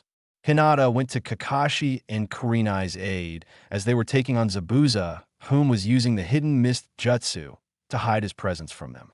Naruto went inside the dome of ice mirrors to help out Sasuke and Kiba, only to see them get struck down by a barrage of Senbon. Naruto then got pissed and formed 2 hand signs and shouted, "Fire style, great fire annihilation." However, the fire style jutsu did no good against Haku's ice mirrors. Naruto then decided on something and voiced it out, "Fuck it, Shinra Tensei."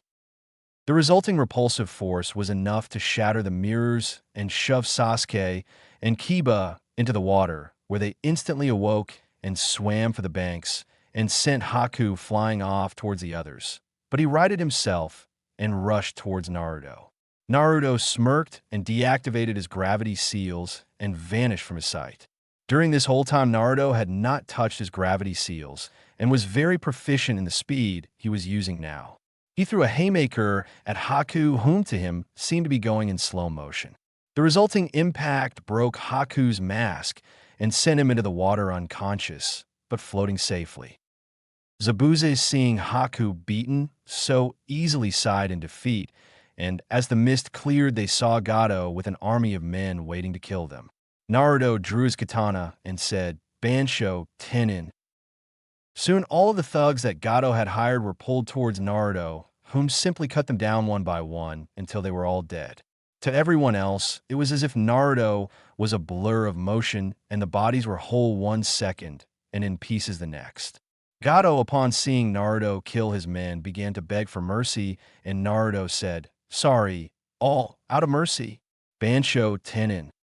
A/N. Note that Naruto is only using short bursts of Deva Path's attractive and repulsive forces, so he can still decimate, but not annihilate like what Pain did in the show and manga. Gato was pulled towards Naruto, whom simply chopped him in the back of the head, knocking him out. Naruto then proceeded to tie him up and reapply his gravity seals, which were then doubled once more, resulting in them being maxed out at 100 times gravity. He grunted under the strain, but somehow remained standing. "Hinaheim, can you help me move?" Naruto asked. Hinata nodded before slinging his arm around her shoulder and helping him waddle over to the village where Inari was with the entire village, and he said, "Here's the rat that tried to take over your village." Naruto then waddled off with Hinata's help and left Gato at the mercy of the villagers. "Naruto-kun, what is your gravity seal at?" Hinata asked. "My gravity seal is at 100 times gravity. I know that is really pushing my luck, as 100 times gravity is really harsh on the body, but I can't help it.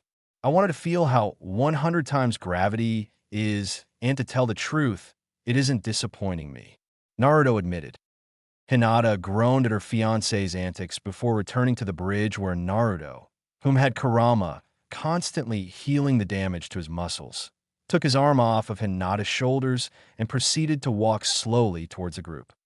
"Hey Tazuna, how many people working 2 nights straight do you think it will take to finish this bridge?" Naruto asked. "About 15,000. Why?" Tazuna asked. "Shadow clone jutsu," Naruto shouted, creating said 15,000 shadow clones. Tazuna, upon seeing this, was amazed for a moment before setting the shadow clones to work. 2 days later, Teams 7 and 8 were leaving the Land of Waves, as Tazuna named the bridge as the Great Naruto Bridge. As such, Naruto was embarrassed, and even though his gravity seals were at 100 times gravity, he managed to keep up with the rest of his friends all the way to Kanehagakure no Sato. Hokage office.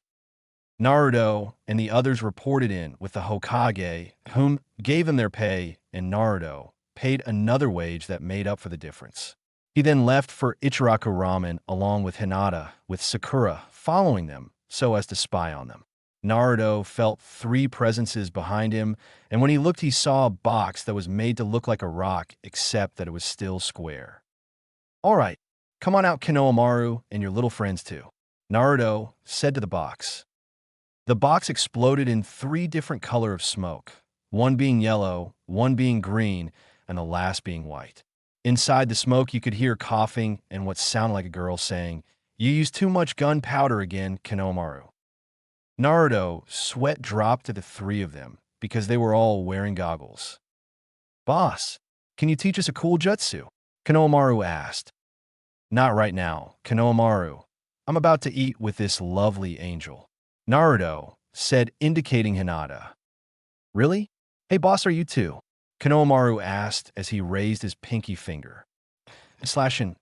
"All right, I understand that in this part of the show, Naruto had a crush on Sakura, but still, what the hell is up with the pinky finger?" Naruto just laughed nervously, not really understanding the situation, before he had a brilliant idea and said that he would play ninja with them whilst having his fingers crossed behind his back. Konohamaru and company all had stars in their eyes and tagged Naruto and ran off yelling, "You're it!" Naruto laughed at them until he heard a thud around the corner and what sounded like threatening. Naruto dashed up to the tree and saw a boy in a cat suit wearing makeup. "Kankuro, it's not makeup, it's war paint." "Me, whatever." Behind him was a blonde girl who had her hair in 4 ponytails, and the boy in the cat suit had Konohamaru up by his scarf. Naruto then flashed behind Kankuro and pulled out his katana and held it at Kankuro's neck faster than the boy could blink. The girl, seeing that the boy was in trouble, held her fan at Naruto's neck and said, "Drop your weapon and step away from my brother or else.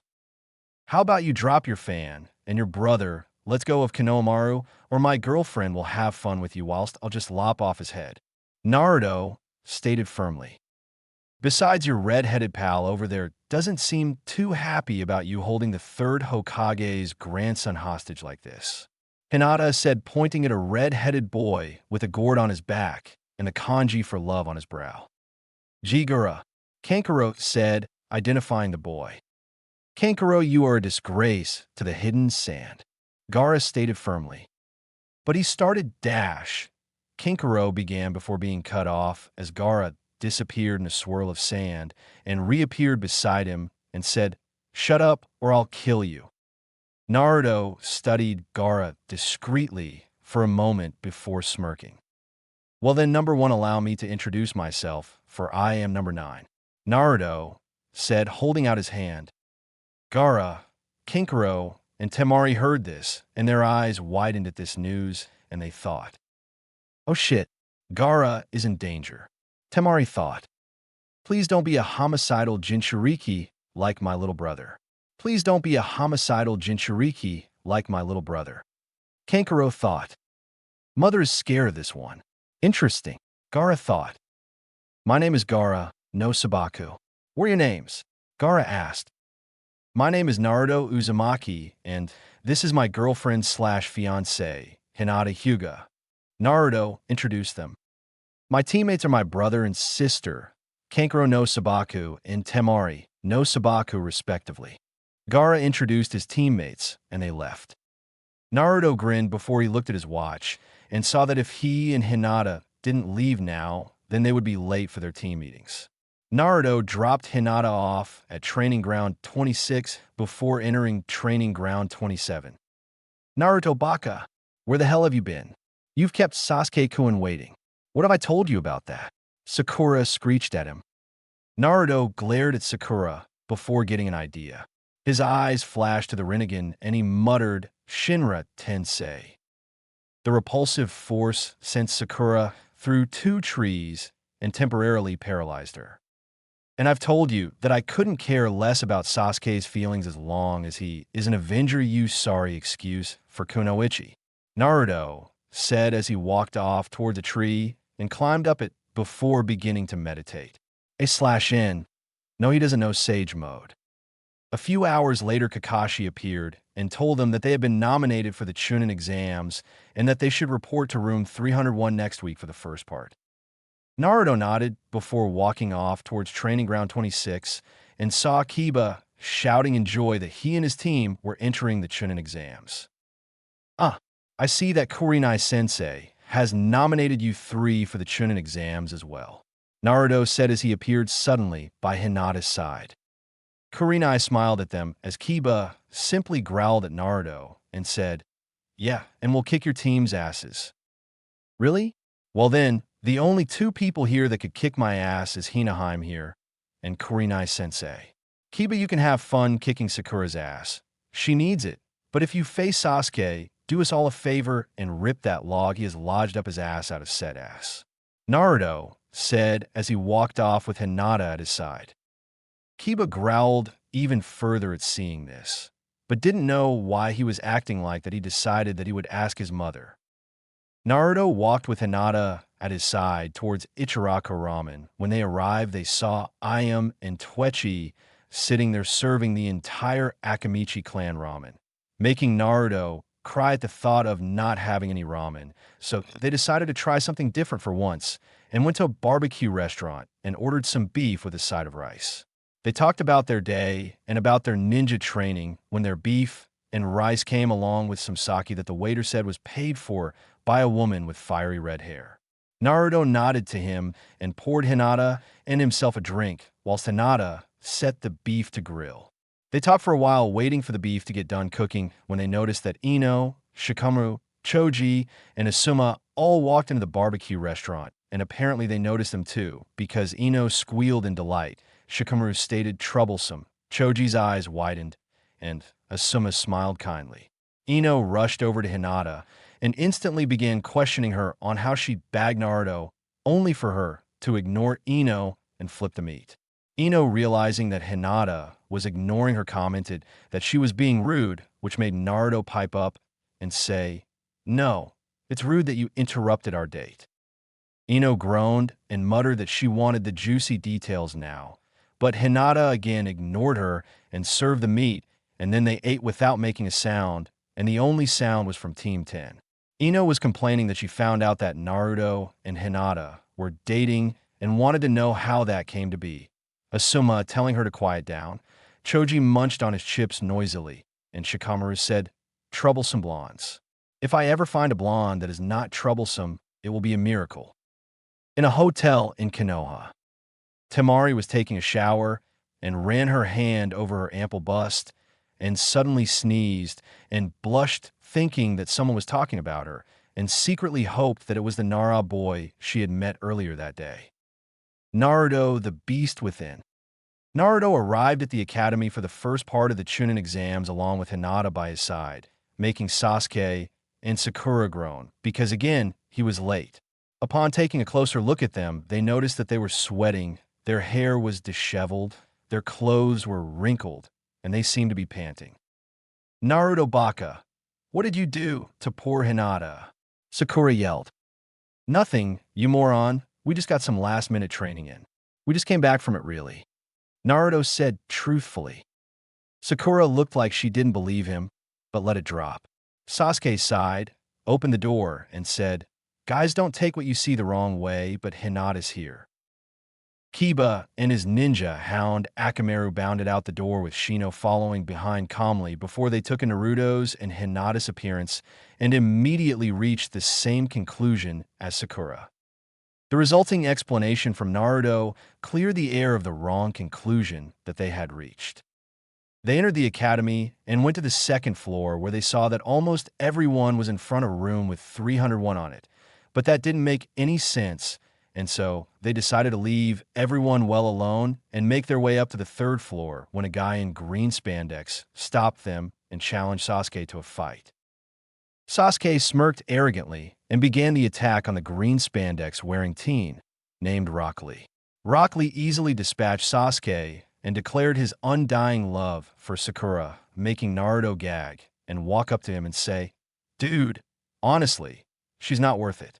She's a horrible kunoichi, she's a horrible teammate, she can't throw a shuriken straight, and she's a fangirl for Sasuke."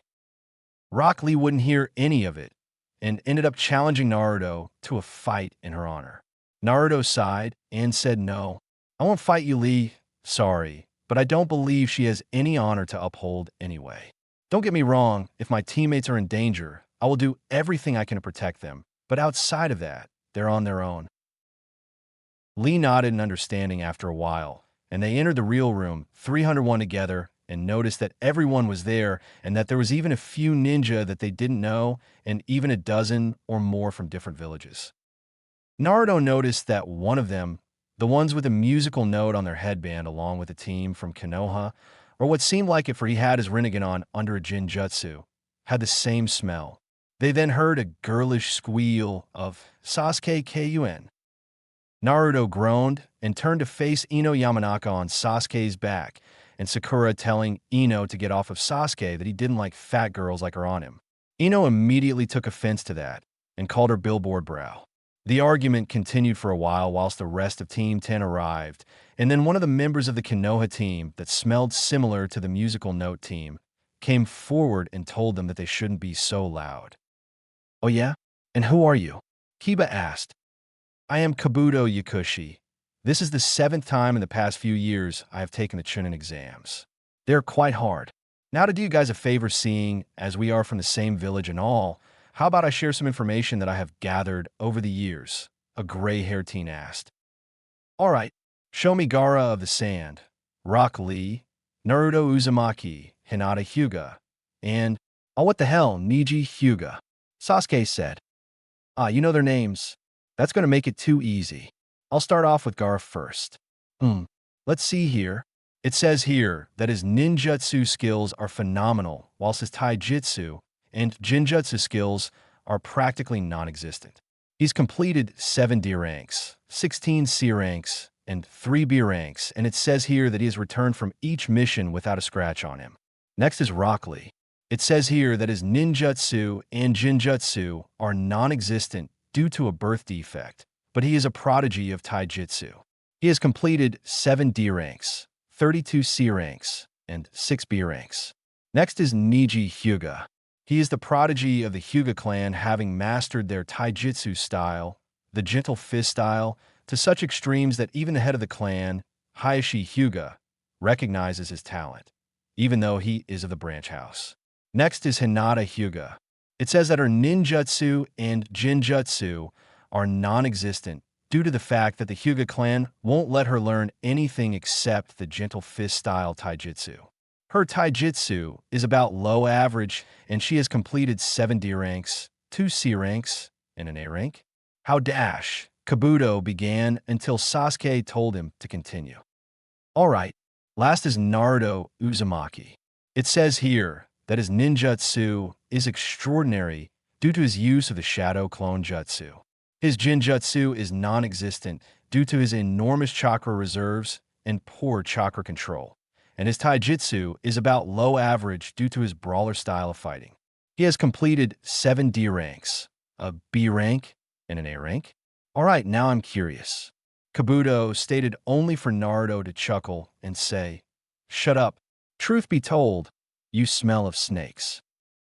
Kabuto laughed good-naturedly and said, "Wow, that's a good nose you have there. I have a pet snake at home, you see.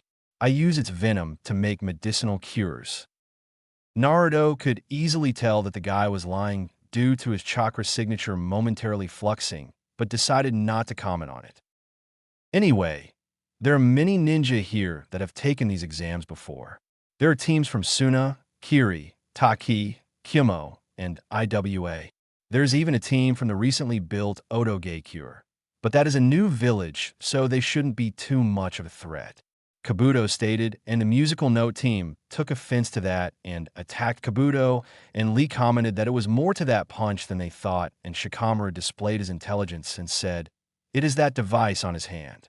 He probably sent chakra into it to cause it to vibrate, and then uses that chakra to guide it where he wants it to go and how powerful he wants it to be." Alright, maggots, get to your assigned seats. And Odo, if I see you attack another ninja, without permission you are disqualified. A large man yelled out at them. Naruto and the others quickly got to their assigned seats, and the large man, who was called a Biki, was passing out test sheets, meaning that this was to be a written exam.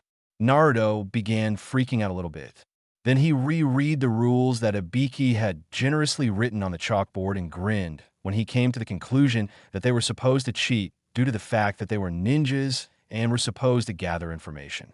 He activated his Byakugan and copied the answers from Shikamaru, and then finally turned his paper over and took a nap for the next half hour. Half hour later, Naruto awoke when a Biki began to explain the rules for the 10th question, and Naruto easily deduced that the point behind the question was to not give up. When a Biki had almost half of the Chunin hopefuls eliminated, Sakura began to raise her hand when Naruto, having seen her shakily begin to raise her hand, shot his hand into the air, and then he slammed it down onto the desk and proudly proclaimed that he would take the 10th question, and even if he got it wrong, he would still become Hokage. That seemed to give everyone enough confidence to take the question, and Ibiki smiled and said that they passed, and no sooner had those words left his mouth did a purple, tan, and orange ball crash through the window, and there stood a very attractive female. "Hello, my name is Anko Madarashi, and from here on in it will be the second part of the Chunin exams. Follow me to the training ground of rainbows and kittens," Anko said sadistically. Naruto looked questioningly at Ibiki, whom said, "She means the forest of death."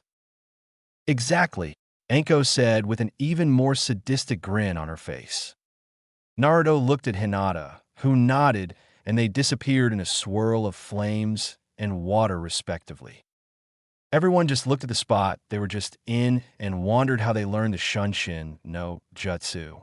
They arrived right outside the Forest of Death and waited on everyone to arrive. When they did, Naruto simply began talking to Hinata when Anko, whom was miffed that Naruto wasn't paying attention, threw a kunai at him, only for him to simply catch it in between his index and middle fingers, spin it around, infuse wind nature chakra into it, and throw it back at her on seemingly pure instinct alone. Anko barely dodged it in time, and it went through the electric fence, 5 trees, and a boulder before implanting itself a few feet into the ground. Anko was surprised at the skill shown by Naruto because he was over 100 yards away. He still talked to Hinata as if she hadn't done anything at all, or as if what he had done was no big deal whatsoever. Anko then began to explain the point of this part of the Chunin exams and had them all sign waivers and gave them a different scroll instead of 2. 1 Earth and 1 Heaven scrolls. Team 7 got an Earth scroll and Team 8 got a Heaven scroll. Anko then told them to go to a different gate per team and said that the rules were simple: kill the team to get a scroll. When they had both an Earth scroll and a Heaven scroll, go to the tower in the middle of the forest, and then she told them not to die. Then the gates opened and everyone rushed into the forest. Anko, whom was enjoying her dango, was notified that the Kusa team was found with their faces burnt off. Upon being given a description upon the jutsu, she decided that Orochimaru was there in the Chunin exams. The question was, what was he after in these exams? Then her eyes widened as she realized what the Sannin wanted and had 2 teams of A and BU follow her into the Forest of Death and had Kotetsu head to the Hokage Tower to tell the Hokage that Orochimaru was in the Chunin exams. Inside the Forest of Death, Team 7 was racing through the forest, unaware that 5 teams were headed towards them for different reasons. The first was Anko and her teams of A and BU, which is being counted as a single team, Orochimaru, the Suna team, the AIM team, and Team 8. Anko was headed to where she sensed Orochimaru. Orochimaru was headed towards where he sensed Sasuke was. The AIM team was headed for Team 7 for their scroll. Team 8 was headed towards Team 7 because Hinata wanted to help her fiancé, and her teammates followed to keep her safe. The Suna team was headed towards Team 7 to kill Naruto. The rest, though, didn't want anything to do with the last Uchiha's team. Naruto went into the bush, and when Sakura asked him what he was doing, Naruto simply looked at her in a disgusted manner and said, going to the bathroom? Why does this matter to you? The only thing you care about is your precious Sasuke. You fucking banshee. When Naruto said this, Sasuke visibly shivered in disgust himself. Naruto then went into the bushes and where he took care of business, and there he allowed the AIM Nin to capture him. And when the AIM Nin came out of the bushes, Sasuke looked at him and then chunked a kunai at him with almost deadly accuracy because the AIM Nin, who was transformed into Naruto, dodged the kunai and yelled, "Hey, what the hell, Sasuke?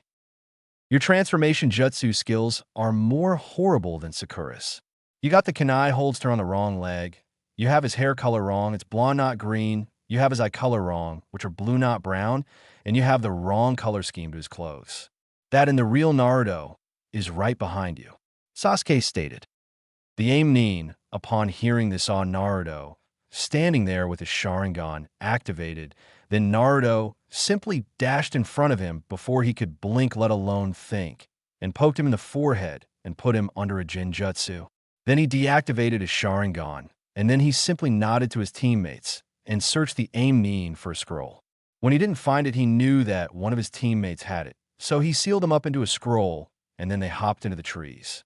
Soon they were bombarded with a blast of wind that knocked Sasuke and Sakura down out of the canopy and blew Naruto away into a giant snake. "Ah, Sasuke-kun, how are you?" the Kusanin said and sent killing intent at them to freeze them in their tracks. Naruto, whom was fed up with the snake trying to digest him, made a cross-shaped seal and said, "Shadow Clone Jutsu." The snake then proceeded to explode and disappear in a puff of smoke, indicating that it was a summon. Naruto then hopped into the trees with his Byakugan active and raced towards his teammates. Sasuke was fighting the Kusanin with an injured leg due to the fact that he pulled out a kunai and stabbed himself to focus on something else other than the killing intent for a moment. He proceeded to engage him in taijutsu, but quickly realized that the Kusanin was toying with him. He then proceeded to jump back and try his hand at ninjutsu. Tiger monkey snake boa, or horse tiger. Fire style, fireball jutsu. Sasuke shouted as he exhaled a giant fireball at the Kusanin, and the Kusanin dodged to the left, which is what Sasuke wanted, because he was already there with his hands in the tiger hand sign. Fire style, great dragon fire jutsu. Sasuke called out before sending out his most devastating jutsu out at the Kusanin. The Kusanin then substituted with a random log on the ground, and Sasuke, out of chakra, knew that it would be hopeless. He proceeded to hand the scroll over to the Kusanin in return. The Kusanin would spare their lives. Then an orange blur grabbed the scroll and tossed it back to Sasuke and said, "Let me handle this, Sasuke. I have a score to settle with this one for hitting me with a jutsu." Naruto said as he looked at him with his Rinnegan active, and then they changed back into his regular blue eyes, indicating that he had put a Jinjutsu over them. "Oh, the QB brat. How's your folks? Oh, wait. They're dead. Dikujanin loga." Naruto was not only peeved that the Kusanin brought up that subject, but also was curious that this person knew his parents until he noticed the scent on him. "Orochimaru, never mind Sasuke. I might need your help with this one. He's an S-rank missing ninja from here. It is our job as Konohagakure no Sato ninjas to defeat and capture this traitor," Naruto stated as he weaved hand signs. Horse tiger. Fire style, great fire destruction. Naruto shouted as he breathed out a large sea of white hot flames at Orochimaru, whom was surrounded by trees everywhere. Orochimaru, seeing this genin use a jutsu like this, was surprised to say the least until he heard from behind him, "Fire style, great dragon fire jutsu." Orochimaru barely got out of there by substituting with a mud clone and reappeared and summoned another giant snake to attack Naruto. "Damn it, I don't want to use my Rinnegan here," Naruto thought as he ran through some hand signs. "Wind style, drilling air bullet," Naruto said before breathing out multiple giant spheres of highly compressed air.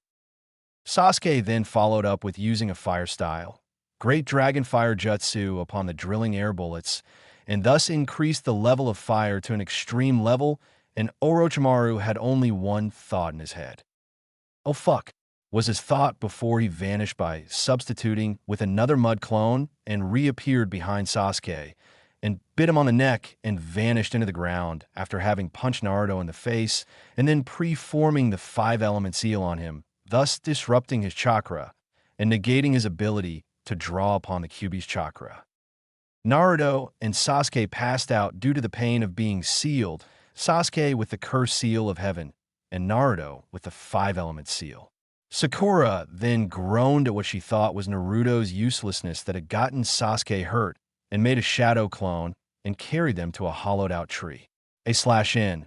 I know you all hate Sakura. I do too, but I couldn't think of another way for her to carry both Sasuke and Naruto. When Sakura was about to fall asleep, she heard a rustling in the bushes and drew a kunai and looked that way when a squirrel came out with an explosive note on it. Sakura immediately tossed a kunai at it to scare it away and drew another too, because the explosive note meant that there was shinobi nearby. Just then the 3-sound shinobi appeared and gloated at Sakura at how she looked harmless. Sakura tossed a kunai, which missed them and hit a tripwire. Not realizing it until they felt the ground to begin to give way, they jumped off at the last minute only to find themselves surrounded by logs poised to hit them. The one with spiky dark hair poised his arms out and shouted, "Zankaha!" and then spun around, making the powerful air waves slice through the logs. Sakura, upon seeing this, was petrified. Teammate. Hinata was leading her team with her Byakugan, and then happened upon Lee using his primary Lotus technique to defeat one of the Sound Ninjas, only for him to get back up thanks to his teammate using his Zankaha to create a hill of soft dirt for him to land on. They then saw said sound Nin discombobulate Lee with a blast of concentrated sound waves to the right eardrum, causing him to be off balance and nauseous. They then saw his team appear in the trees, and Sasuke awoke with purple chakra swirling around him that had an evil tinge to it, and began to rip Zuko's arms out of their sockets. When Sakura began to hug him, asking him to stop, he backhanded her away, and she landed on Naruto, which awoke him, and he then released the 5-element seal, and then knocked Sasuke out with a simple triple-layered Jinjutsu. He then picked Sasuke up and carried him off towards the tower after the mummified Sound Ninja had given them their scroll, and when they laid them out, a red spiky, haired leaf ninja that stood at 5 feet 11 inches and carried a katana with him stood before them. Congratulations, Team 7, for passing the second part of the Chunin exams. Please pick a room and rest up for the next 3 days. The man stated. Naruto and Sakura nodded, and they all picked out separate rooms and rested for the rest of the 3 days that was left. Then they found out that there was too many teams that had passed and that they had to do a preliminary round. A/N. All these fights are canon except Naruto's and Hinata's, so I'll just skip to their matches. Hinata's match. Hinata was surprised that she would have to go against her cousin. She vanished in a swirl of water and reappeared in the arena, whilst Neji simply walked to the arena. When Hate called for them to begin, Neji began to use mind tactics on Hinata to get her to forfeit. Hinata simply began weaving hand signs without saying a word. Tiger, ox, monkey, rabbit, ram, boar, ox, horse, monkey, tiger, dog, tiger, snake, tiger, ox, monkey, rabbit, bird. Water style, great waterfall jutsu. Hinata called out using an A-rank ninjutsu, without sweating, making everyone look at her in surprise. Neji, upon seeing his cousin cast an A-rank water style ninjutsu, immediately gulped in fear and dodged out of the way, only to see Hinata in his face in a familiar pose. 8 trigrams, 64 palms. Hinata shouted and began her offensive to close 64 of the 361 chakra points in Neji's body. In the stands. Man, all I can see is Neji moving oddly. Where is Hinata? Ino asked. You obviously didn't take your training seriously like the rest of us, or else you never would have tied with Banshee over there. Hinata has been taking her training seriously for longer than most. Before the Genin selection exams, even. Naruto explained. In the arena. Before Hinata could get past 8 palms, Neji countered with a technique he didn't want to reveal until the finals. Rotation. Neji yelled before spinning around and released his chakra out of all 361 tenketsus on his body, thus creating the Hyuga's ultimate defensive technique. Hinata was sent back flying before her eyes changed over to the Rinnegan, and she put a Jinjutsu over it to appear as if it was still the Byakugan, and then she righted herself and muttered, Bansho Tenin. Neji didn't know what was going on, but he was being pulled towards Hinata, who smirked, and when he got close, she whispered, Shinra Tensei. The resulting backlash of suddenly being sent flying caused a lot of damage to him, and it only increased when he impacted with the wall. Neji, however, was not one to go down so easily, so he got out of the indention in the wall that he had created only to see Hinata there in the same pose as before when she muttered 8 trigrams, 64 palms. Neji, however, was just moving about trying to dodge all of her strikes or knock them to the side, only for her to close all 64 chakra points that the jutsu allowed her to do. Hei came up and almost declared Hinata the winner, only for Neji to get back up and say, I don't know how you were winning, but this fight is far from over. 8 trigrams, 128 palms. The result was Hinata on the ground unconscious. Thus Hei declared Neji the winner. Naruto vanished in a blur of speed and appeared in front of Neji, whom was about to deliver the killing blow, and grabbed his hand in a burst of speed with his chakra skyrocketing in warning. You try and kill her, and I will kill you, Naruto said with his Byakugan flaring to life in front of Neji's face. How do you have the all-seeing Byakugan? Neji asked in anger. Haha, one of my ancestors was a Hyuga, and you will not tell a soul about that being, as it is an S-rank secret.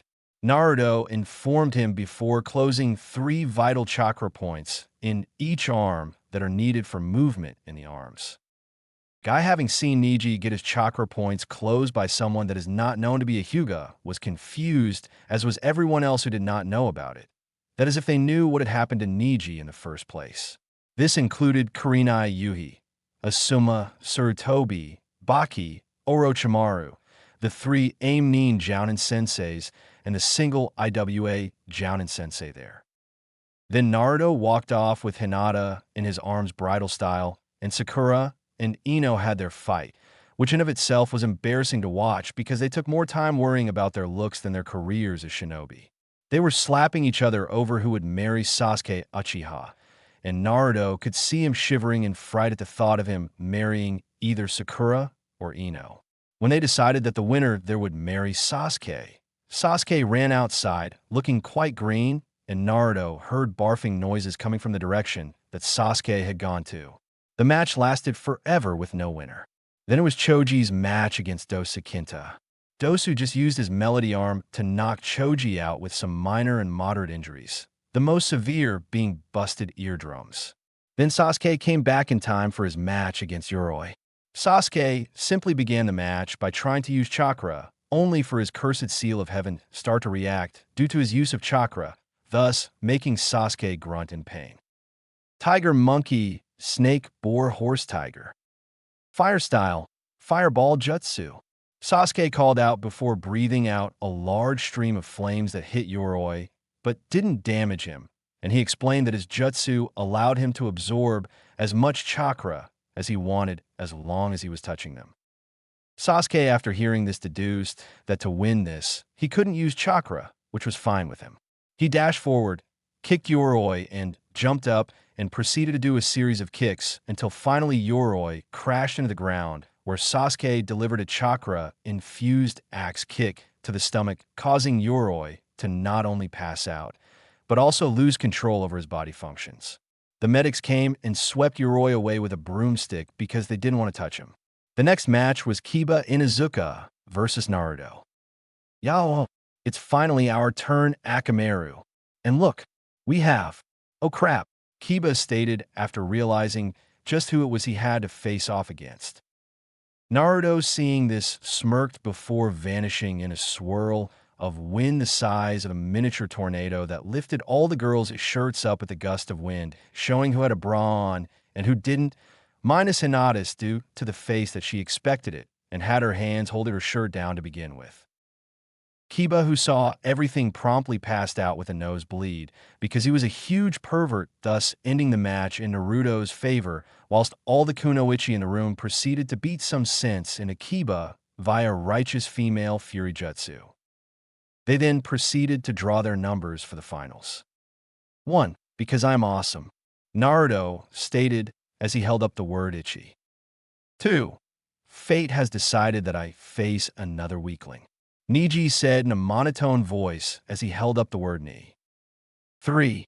Troublesome, Shikamaru voiced his opinion as he turned the paper around to show the word San.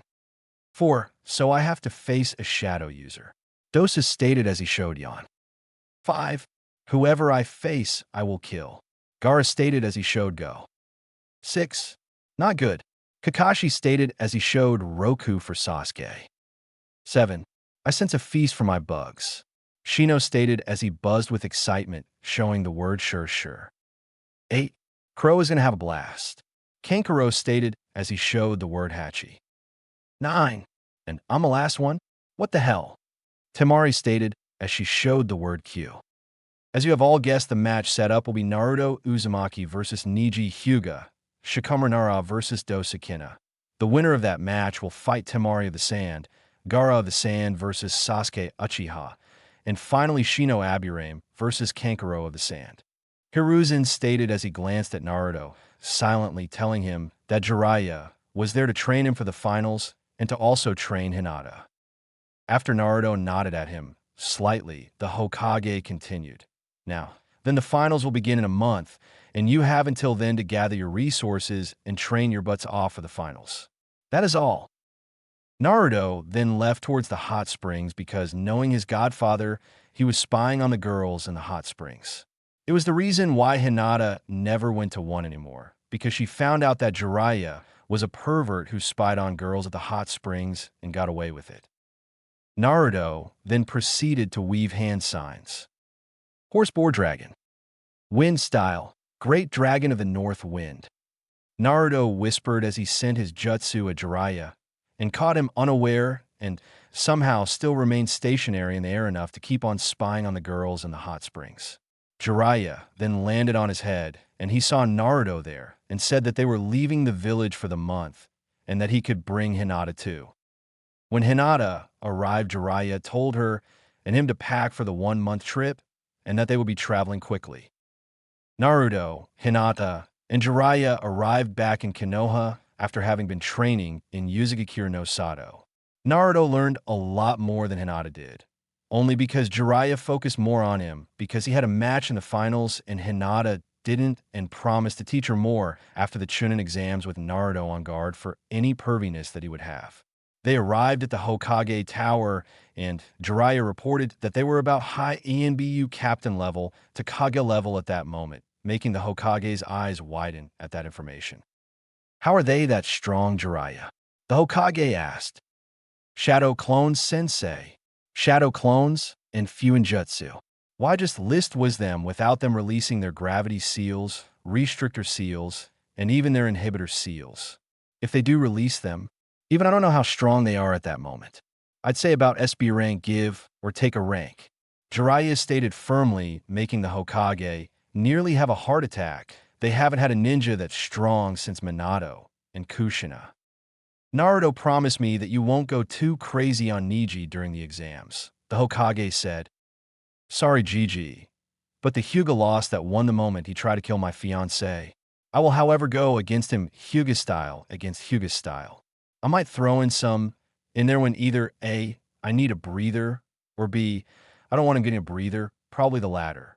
I won't use my at all or my tenant unless I have to, Naruto stated as he vanished in a flash of yellow. Hiration? How much does he know, Jiraiya? Hiruzen asked. A lot. The boy has all 5 affinities, and he is able to combine them into the sub-elements. There are times when he makes even more than the sub-elements themselves, but they are rare. However, he is a master in fire, water, lightning, wind, and earth-style jutsus. I taught him as such during the time before he was put into his Genin team, Jiraiya stated as he grinned at his sensei.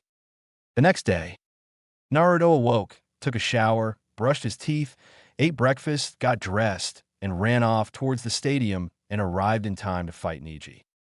Are you ready to lose, weakling? Niji asked. Are you ready to lose, wannabe? Naruto asked. Ready. Hey asked, waiting as both Naruto and Niji activated the Byakugan and dropped into the gentle fist stance, making everyone there shocked except Hiruzen, Hinata, and Jiraiya. Begin, Hate stated as he jumped back. Naruto dashed forward and became an instantaneous blur of motion as he began sealing off Niji's chakra points. Niji, feeling his chakra points being sealed, tried to put a little distance between himself and Naruto, only for Naruto's eyes to change into the Rinnegan, and he said, Bansho Tenin. Niji was pulled into Naruto once more as Naruto's eyes changed back into the Byakugan, and he continued his assault on Niji. Soon enough, using this combination, he sealed all 361 of Niji's chakra points, making him the winner by default. Naruto then returned his eyes to normal and walked up the side of the building and went into the competitor's box. What a drag. You are troublesome, you know that, Shikamaru asked. Yeah, I know. What I don't know is, where's Sasuke? Naruto asked, feeling a bit sore that his teammate wasn't there to see him win. With Sasuke. Sasuke was trying to leave, but he kept having to dodge everything except while there went his kitchen sink. Sasuke was pissed because he was positive that the evil mastermind behind it was his stuffed bunny, Mr. Fluffykins. Back with the same people. Due to the delay, the match between Sasuke Uchiha and Gaara no Sabaku is being postponed to being the last match. Now then, Shikamaru Nara of Konoha and Temari no Sabaku of Suna please come down to the arena." Hate called out, and Temari, being the attention lover that she was, hopped on her fan and used wind manipulation to fly down to the stadium floor. Shikamaru, though, was pushed over the rail as he was about to forfeit by Choji of all people. Soon the match was underway, and Naruto, having a bad feeling, activated his Byakugan and looked towards the gates and saw an army composed of sound and sand ninjas. He then looked to the Kage box and saw that something was off about the Kazekage. So he went ahead and activated his Rinnegan and saw underneath the disguise was Orochimaru. He sighed and went to look for Jiraiya, finding him behind a few A and BU in the stadium. "What is it, Naruto?" Jiraiya asked.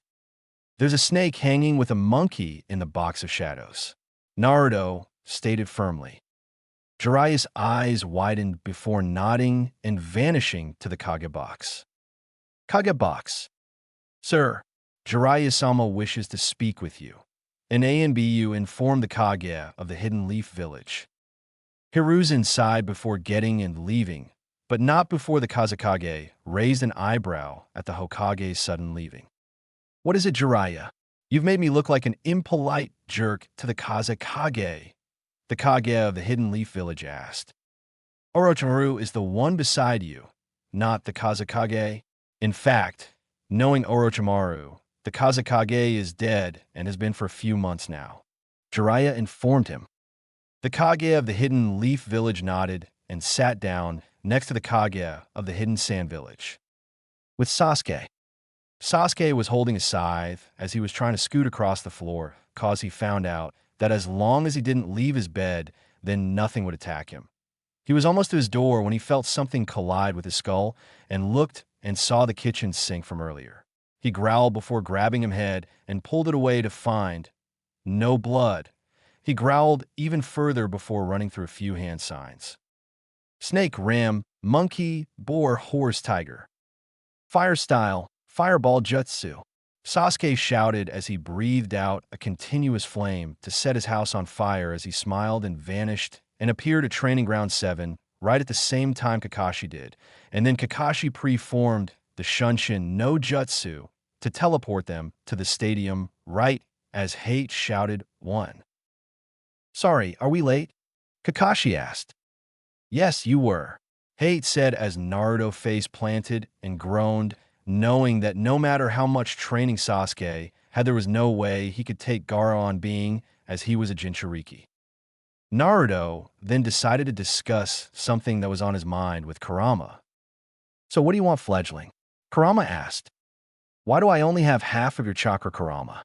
Who has the other half?" Naruto asked. "It's inside of your father, Minato Namikaze. You see, he sealed half of my chakra inside of himself using Reaper Death Seal, and he sealed the other half inside of you using the 8 trigram seal."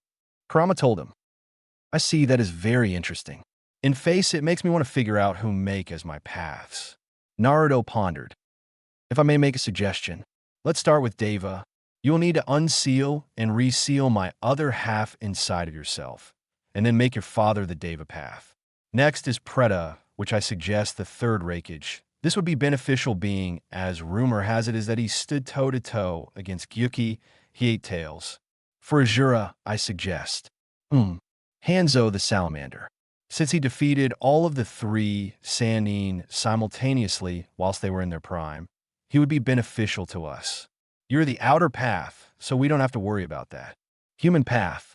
I would suggest Hashirama Senju, otherwise known as the first Hokage. The animal path is someone with a lot of chakra, so I suggest Tobirama Senju, also known as the second Hokage. Lastly is the Naraka path. I suggest either the second Mizukage or the second Tsuchikage. For your mate, Kurama inputted. I'm going to stop you there, Kurama. You make good suggestions, but the ones that Hinaheim chooses to make her paths are for her to know and for me to find out, Naruto said and awoke to see the stadium in chaos. Naruto looks to Hinata and silently they discuss a plan. Soon they nodded and vanished. Chapter 6: The Plan. Naruto appeared outside the barrier and smirked and activated his Rinnegan and said, "Preta path." Soon the barrier wavered before a hole appeared, and Naruto stepped in and vanished in a blur of yellow motion. Orochimaru has just summoned the coffins for the first Hokage, second Hokage, and fourth Hokage, until they vanished and behind the current Kage of the Hidden Leaf Village and Jiraiya. I'm gonna need a bit of time, Naruto said, looking serious. Jiraiya nodded and attacked Orochimaru with Hiruzen backing him up. Naruto released the seals on him and proceeded to create his paths so fast that his arms vanished from even Orochimaru's, Jiraiya's, and Hiruzen's perspective. Soon the two Sannin and Kage felt a surge of demonic chakra, and it felt very familiar. Naruto, what are you doing? Hiruzen asked.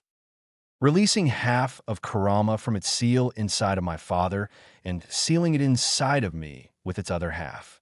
Then I'm going to make these three my paths.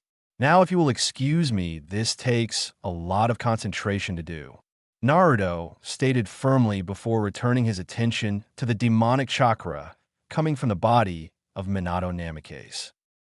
Soon he had not only the other half of Kurama inside of him, but also made the three Kage his paths by sticking an earring on each of them with a seal on each of them. /N. I do not take credit for this one. Raisin sure one kin is the one responsible. They then arose and opened their eyes to show the Rinnegan blazing in each socket. Now then I have my Deva, human, and animal paths, Naruto said. Hiruzen, my you have gotten old, Hashirama said, making their eyes widen. Well, didn't see that coming, Naruto muttered. Jiraiya and Hiruzen both looked at Naruto and his paths with great surprise.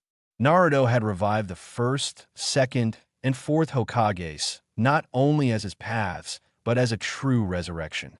They were in their prime, and they had their personalities and free will because they were alive once more, but they Naruto's path, so they had to do what he wanted them to do.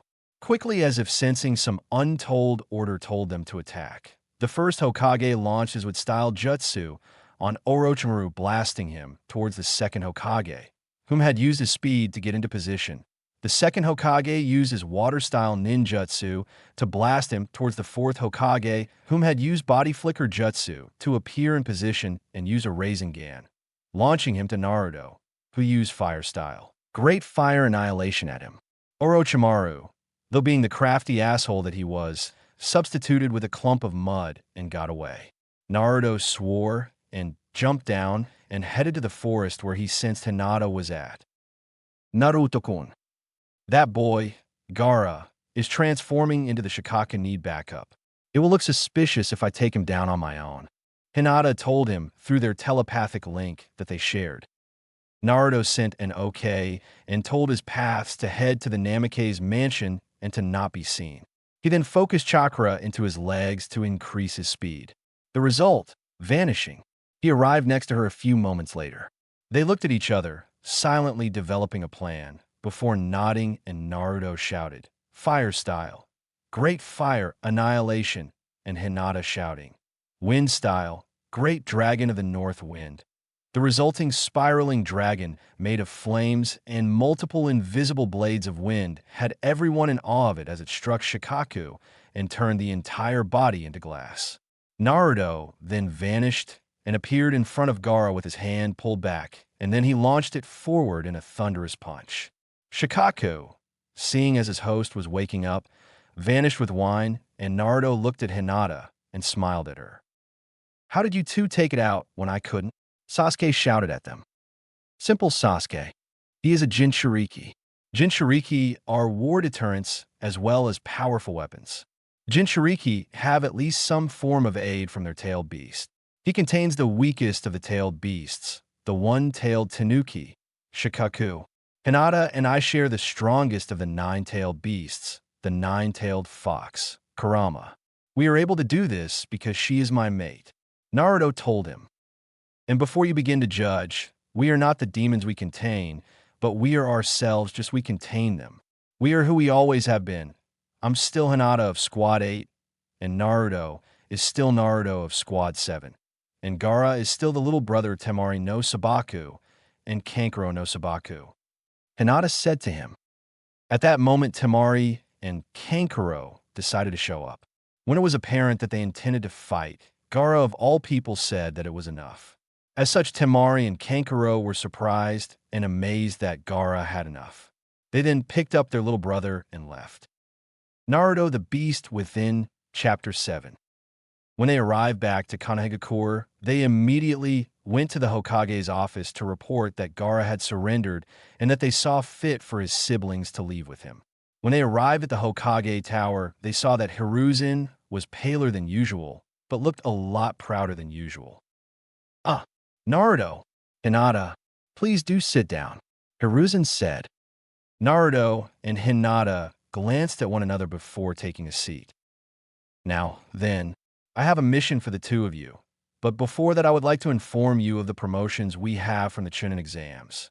Hinata, you are now a Chunin of Konoha. Shikamaru is also a Chunin, but I'll give him his vest tomorrow. Naruto, you are now a Chunin of Konoha. Wear these vests with pride and honor." The third Kage of the Hidden Leaf Village said. They bowed before Hiruzen said, "Now, then Naruto, according to Jiraiya, you can now defend yourself from not only your father's enemies, but his, your mother's, and anyone else who would come after you. So it is my great pleasure to inform you that your heritage will be made public tomorrow, and I would like your father to be there." Naruto shrugged his shoulders before saying, "That's fine. I was going to leave him here anyway." Hiruzen nodded before also saying, "Now then, Hinata, I believe you used different abilities other than your Byakugan in your fight against your cousin. Mind telling me how?"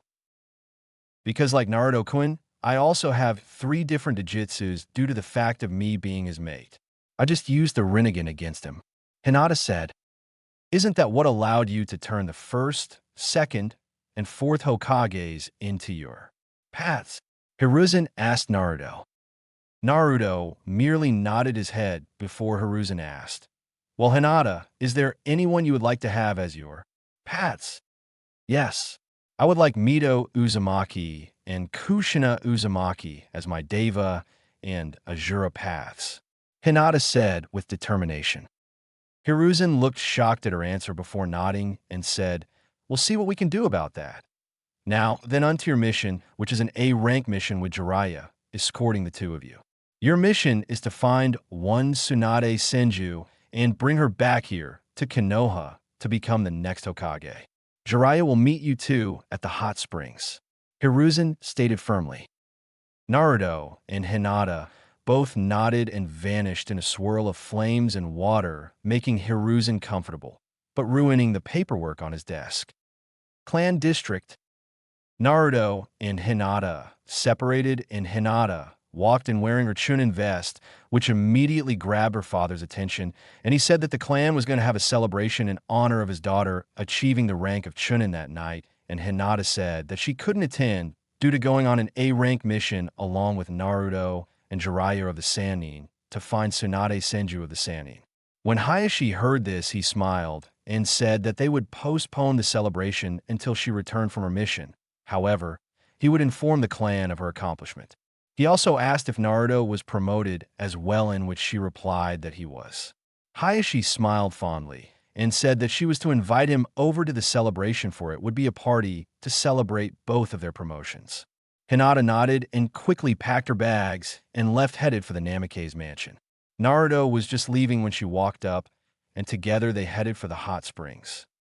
Training Ground 26. Sasuke was seriously pissed.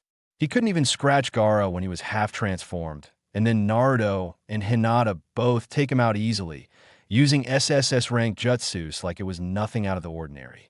To him, he thought that power should be his so that he could kill his brother. He charged chakra into his hand as the sounds of birds chirping filled the air. He rushed towards a rock and impaled his hand into it, screaming, "Chidori!" Kakashi watched Sasuke work out his anger through training and was highly amused. There was pretty much nothing he could do to help him except when Sasuke was trained enough to teach him his twin lightning shiver jutsu. But he was a long ways away from learning that jutsu. After all, it was his ace in the hole should he ever encounter a member of the Akatsuki. He had known about them since before the Genin graduation exam from Jiraiya. It was the reason he asked for Naruto to be on his team, besides the fact that he was his sensei's son. He wanted to protect him, however, do what he had seen so far. Naruto didn't need any protection at all. Then he heard his other student. Grr, where the hell is that baka? He's wasting Sasuke-kun's time by being late. Even Kakashi-sensei is here before him. Sakura yelled. Actually, Sakura, Naruto received a mission from Lord Hokage. Kakashi said. Then shouldn't we be with him? Sakura continued to yell. Well, considering he outranks 6 out of 9 of the genin. Kakashi said as he let that information sink in. Wawa what? That baka got promoted before Sasuke Kun? The council will hear about this, and they will strip him of his wrongfully earned promotion and give it to its rightful owner, Sasuke Kun. Sakura screamed in anger. Sasuke's anger reached a whole new level. He was no longer pissed. He was livid. He charged another Chidori into his hand and dashed at a tree before stopping mid-dash, and leapt to the side before jumping and twisted in mid-air before slamming his lightning-covered hand into the tree and continued onwards with the Chidori still in his hand and slowly gaining power. Kakashi's eye widened at that, because if Sasuke continued to subconsciously add more chakra to his Chidori, it would no longer be considered the Chidori, but instead his trademark jutsu, Raikiri. Raikiri was basically a super-powered Chidori with more chakra, more speed, more force, and more resilience involved into the equation. It was why it went Chidori, then Raikiri. His twin lightning shiver jutsu involved the continuous use of Raikiri, extreme amounts of speed far surpassing that of the Raikiri, and forming temporary chakra platforms in the air to bounce off of to get higher, and he literally tears through his opponent each time. And as he is a total of 100 stories in the air, he throws himself downward and delivers the finishing blow, literally leaving nothing left of the opponent in a second and a half. However, he knew that Sasuke was not ready for the Raikiri yet, so he grabbed his arm and threw him into another tree only for him to right himself and slam his arm through the tree he was launched at. GRR, what the hell, Kakashi? Sasuke yelled at him. 1. You were using too much chakra, and if you had continued the way you were, you could have killed yourself, and 2, it's sensei, until you achieve the Chunin rank like Naruto, Hinata, or even Shikamaru. Kakashi said in a serious tone, making everyone there know he meant business. TC, I could have handled it. I figured out that to form a Raikiri like you do, I needed to put more chakra into the Chidori. Sasuke said in a know-it-all fashion. Wrong. To form a Raikiri, you must put more chakra into the Chidori, but you must also be able to handle the speed in which you need to move at to utilize it, which is roughly 10 to 20 times faster than needed for the Chidori.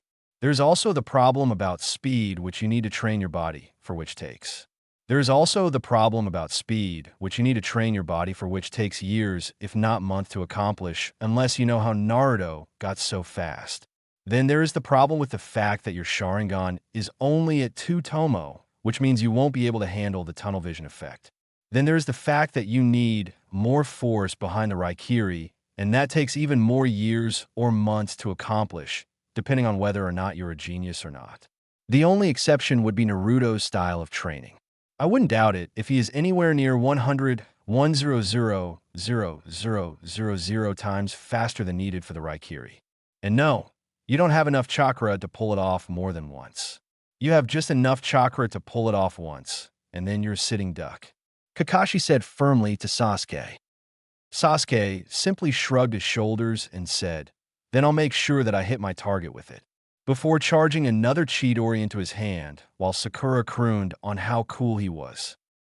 Kakashi sighed before walking over to a tree and sat down before pulling out his Ica Paradise, and began to read. Training Ground 27. Kurenai showed up for the daily training and said, all right, Kiba and Shino, start sparring. But Kurenai-sensei, Hinata, hasn't shown up yet. Kiba whined to her. Well, she won't show up for at least a month due to the fact that she is on a mission. Kurenai said, excuse me, sensei, but if she is on a mission, then we should be with her. Why? Because we are her teammates. Shino said. No, and you're not her teammates anymore. Hinata was recently promoted to Chunin. Kurenai said happily. All right, Hinata. Kiba cheered. Indeed, Shino said as he silently cheered for his former teammate in his own way. Training Ground 46. Asuma was playing shogi with Shikamaru whilst Ino and Choji were sparring. Then an ANBU appeared and said, Shikamaru Nara? Shikamaru looked up and said, yeah. By order of the Hokage, you have been promoted to Chunin rank. Congratulations, the ANBU said. Everyone cheered for Shikamaru whilst his face paled and he muttered, troublesome. In Sunagakure no Sato, Temari no Sabaku was standing in front of the council as they said, Temari no Sabaku, do you know why you are here before us? Because I grabbed Gaara and left headed towards here? Temari ventured a guess. No, you are here before us due to the fact that you, Kankuro, and Gaara were mature enough to inform us of the Kazakage's death when you learned of it. For that maturity, we the council hereby promote you, Temari no Sabaku, to Chunin. The council member stated.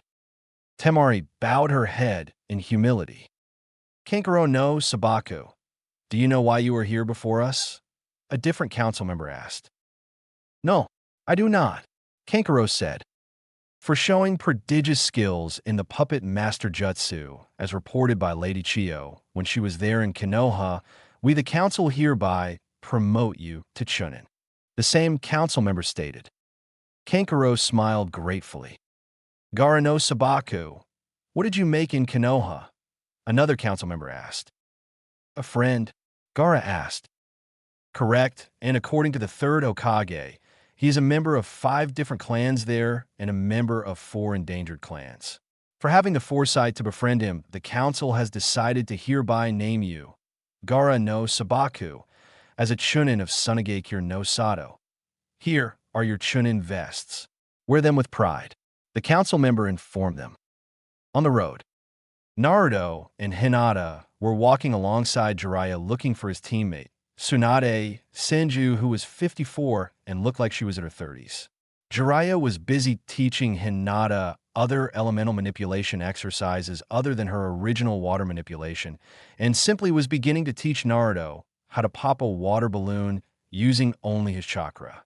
Jiraiya explained this to be the first step in a jutsu his father created, a jutsu called the Rasengan. To be able to pass the time, Naruto didn't even use his dijitsus to automatically learn how to pop the balloon with just his chakra. He decided to do it all on his own. He would occasionally switch between trying to pop the water balloon to giving Hinata advice on her nature manipulation. 3 weeks later, with Naruto's assistance, Hinata learned how to use lightning and wind manipulation. Through his stubbornness to learn one of his father's jutsus, Naruto nearly mastered the 3rd step, which was using an air balloon to achieve the control needed to house the spin and the power behind the A-rank jutsu. He knew that if it exploded, he was using too little control, but if it deflated even a little bit, then he knew he was using too much. The whole jutsu was about a balance between the 3 steps. The first step was about the rotation of the chakra in multiple directions, which was shown by the water in the water balloon. The second step was power, in which he had to increase the speed in which the chakra was spinning. This was shown to be an accomplishment if the rubber ball he was using exploded from the force used. The third and final step was about containment, because it would be a waste if he didn't contain it. That and Jiraiya showed Naruto the difference in power when the Rasengan was stopped at the 2nd step and when it was completed. When it was stopped at the 2nd step, it put a giant dent in a large tree. When it was completed, the Rasengan utterly destroyed the tree. However, Naruto was a little stuck on the 3rd step because no matter how hard he tried, it always popped or deflated. Jiraiya told him that to complete it, one must first combine the February 1st steps together, then add the barrier, for lack of a better word around it. When they arrived at Tanzaka town, they saw that there was a giant hole in the wall around a palace. Naruto sent out an advanced form of chakra pulse that layered out the entire town, and he found that Orochimaru had been there, and that Tsunade had been in contact with him and the traitorous bastard Kabuto. He also sensed her in a bar about 20 minutes away, although she was trying to hide her chakra. The slug is having a drink, and has been in contact with the snake. Naruto said. Jiraiya nodded before they entered the nearest bar, and when he looked around, he ran over to a busted blonde and yelled, Tsunade. Naruto and Hinata simply face-palmed themselves at his antics as Tsunade said, Jiraiya, what are you doing here? Oh, I was looking for you. Sensei has named you as his successor for the position of Hokage. Jiraiya informed her. Pass, Tsunade said. Sorry, lady, but you don't get a choice in the matter. Naruto said. Who is this Jiraiya? Another student? He's not as well-mannered as your last one, but he does look similar. Tsunade said. There's a reason for that. However, by order of the Sandaime Hokage, you are to return to Kanagacourt no Sato. Naruto said. Like I said, I'll pass. I don't want that fool's job. Tsunade said. Just then Naruto spied the wording on her jacket. Tell you what, how about a bet? Naruto asked. Tsunade raised her eyebrow. I'm listening.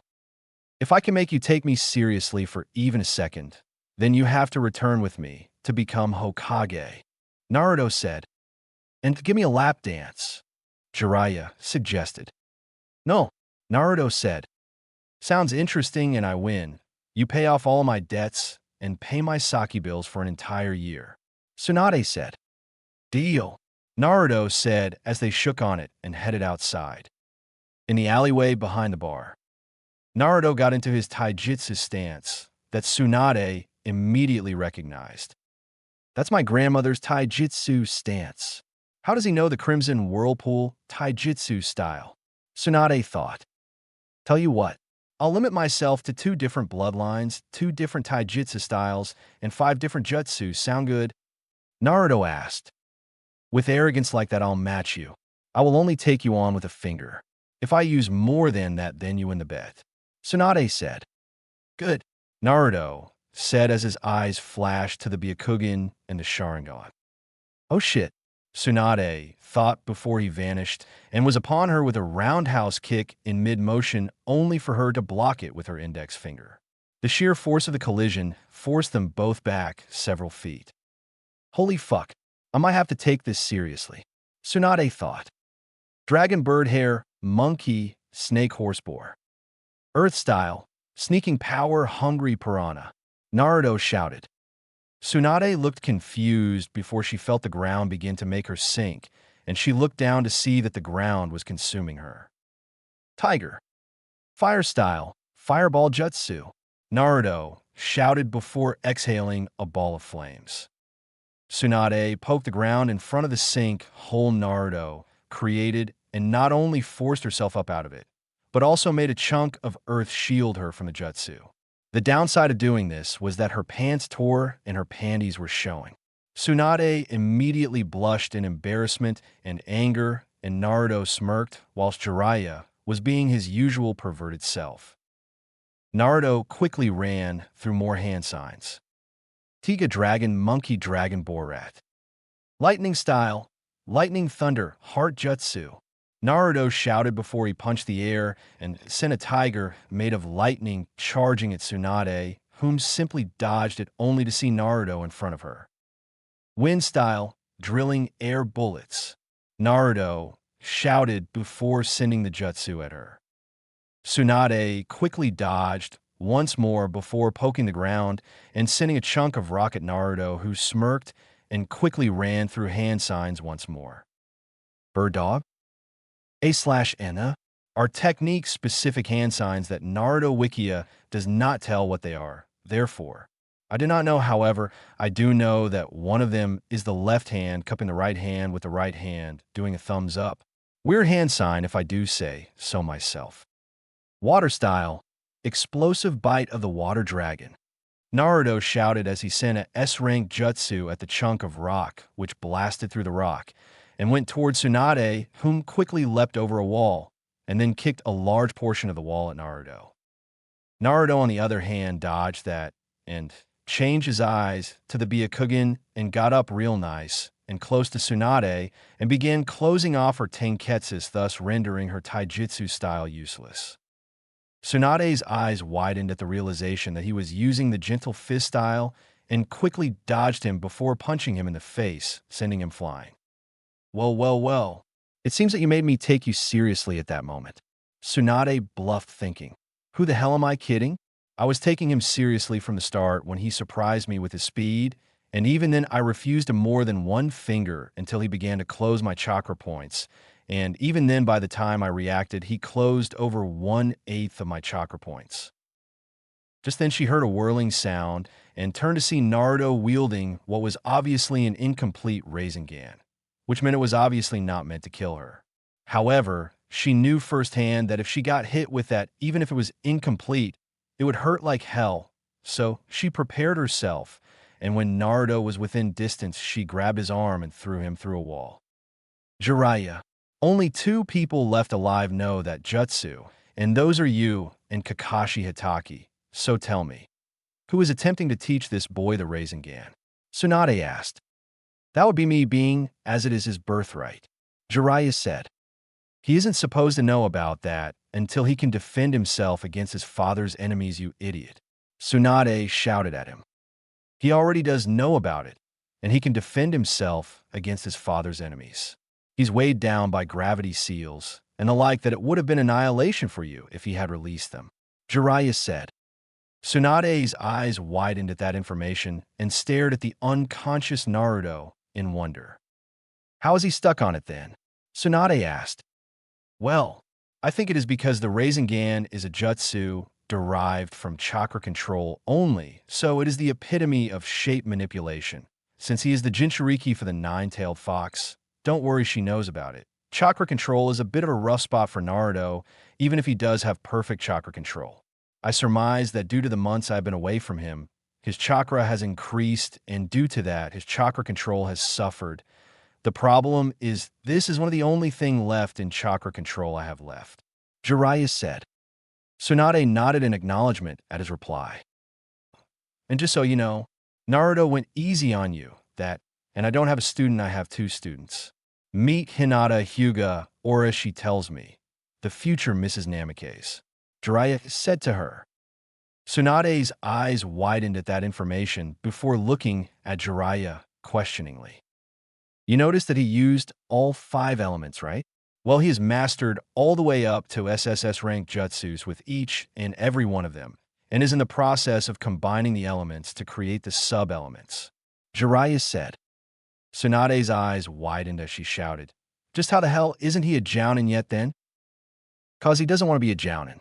He is currently the strongest chunin the Leaf Village has followed closely, and dangerously close at that, by Hinata here. Jiraiya said. That doesn't make any sense. He should be at least Kage level right now, and he's a chunin. Tsunade asked. And he will only get stronger still, Tsunade. Jiraiya said with a smile. Tsunade felt a little dizzy at that information before she said, all right, a deal's a deal. I'll be the 5th Hokage now, but I want some help to do something first. Don't worry, we'll help you take down Orochimaru. Naruto, how soon do you think you could get your Deva, human, and animal paths over here? Jiraiya asked. Well, being as these earrings have a Hiratian seal on them, coupled with another more complex space-time, Nin/Fuinjutsu, and about 4 seconds. Why? Naruto asked. Well, I think it's about time we give Orochimaru the surprise of his life. Jiraiya said with an evil grin that looked wrong on his face somehow. 1 week later, Tsunade showed up with Shizune in an alleyway, and they waited for Orochimaru, silently going over the plan in their heads. Flashback. Jiraiya looked at Tsunade and said, we'll be nearby and await for you to give us the signal. And what is the signal, pray tell? Tsunade asked. You flash your tits, Jiraiya said. Naruto got a tick mark before bonking Jiraiya on the head, followed closely by Tsunade and Hinata. How about when you begin to attack, we'll step in and bring in our assistance? Naruto suggested. Tsunade thought about before shaking her head. No, because the few seconds it would take, you could mean a matter of life and death. How about this? I take Shizune with me. When I begin to attack, Shizune backs me up until you 3 get there, and then we attack together. Sound good? Tsunade suggested in a thoughtful tone. I think that would be best. Hinata said in a shy fashion due to Naruto having just gotten done with a shower, and for the sake of self-preservation, he only had on his pants, leaving his muscles showing to the Hyuga heiress. In flashback, when Orochimaru arrived, he looked and asked, "So, Tsunade, have you accepted my generous offer?" "I have accepted an offer. However, as the newly appointed 5th Hokage of Konoha," Tsunade declared before dashing at Orochimaru and nailed him in the face as Kabuto tried to attack her. Shizen stepped in and kicked him in the head using Tsunade's super strength technique. They were slowly joined by Jiraiya, Naruto, and Hinata, and they went after them, with Orochimaru and Kabuto in a clearing. Orochimaru and Kabuto were slowly recovering until they heard 5 sets of feet hit the ground across from them. When they looked up, they saw Tsunade, Shizen, Jiraiya, Naruto, and Hinata there. Whereas Orochimaru paled at the sight of Naruto, Kabuto scoffed. "I still do not see why you are scared of him, Lord Orochimaru. I mean, he was the dead last in the academy. The only notable jutsu he is able to use is the Shadow Clone Jutsu, and while it is a very useful technique in its own right, there is still no way he could use a SSS rank fire-style jutsu." Kabuto said arrogantly. "I got 4 eyes. Hinaheim, back me up. Bachan and Arrow Sanin. You guys take on creepy snake pedophile rapist man. Shizune, you deal damage where you can." Naruto said, "Please, Naruto, you couldn't even land a hit on me. I'm as strong as Kakashi Hitaki, the copy ninja, an A-rank jounin. You're just a Jinnin." Kabuto said in an offhand manner. "There are 3 things wrong with your statement, traitor. 1. I'm a Chunin. 2. Kakashi-sensei is a S-rank jounin. And 3. I'll land more than a hit on you," Naruto said as he put his hands in a tiger seal. Gravity seal, release. Restrictor seal, release. Inhibitor seal, release. Naruto shouted, and the ground caved in under the sheer force of his chakra, which had formed an aura around him, and he vanished from his spot. He reappeared behind Kabuto with his hands already in the tiger seal. Fire style, great fire annihilation. Naruto shouted as he released a torrent of white-hot flames at Kabuto, who dodged only to meet Hinata, who had her hands in an unknown hand sign. Water style, explosive bite of the water dragon. Hinata shouted.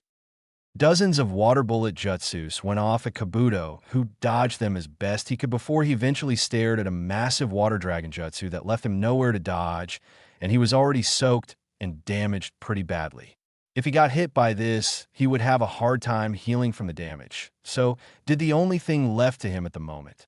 He used a substitution jutsu and substituted himself with a log with an explosive tag on it.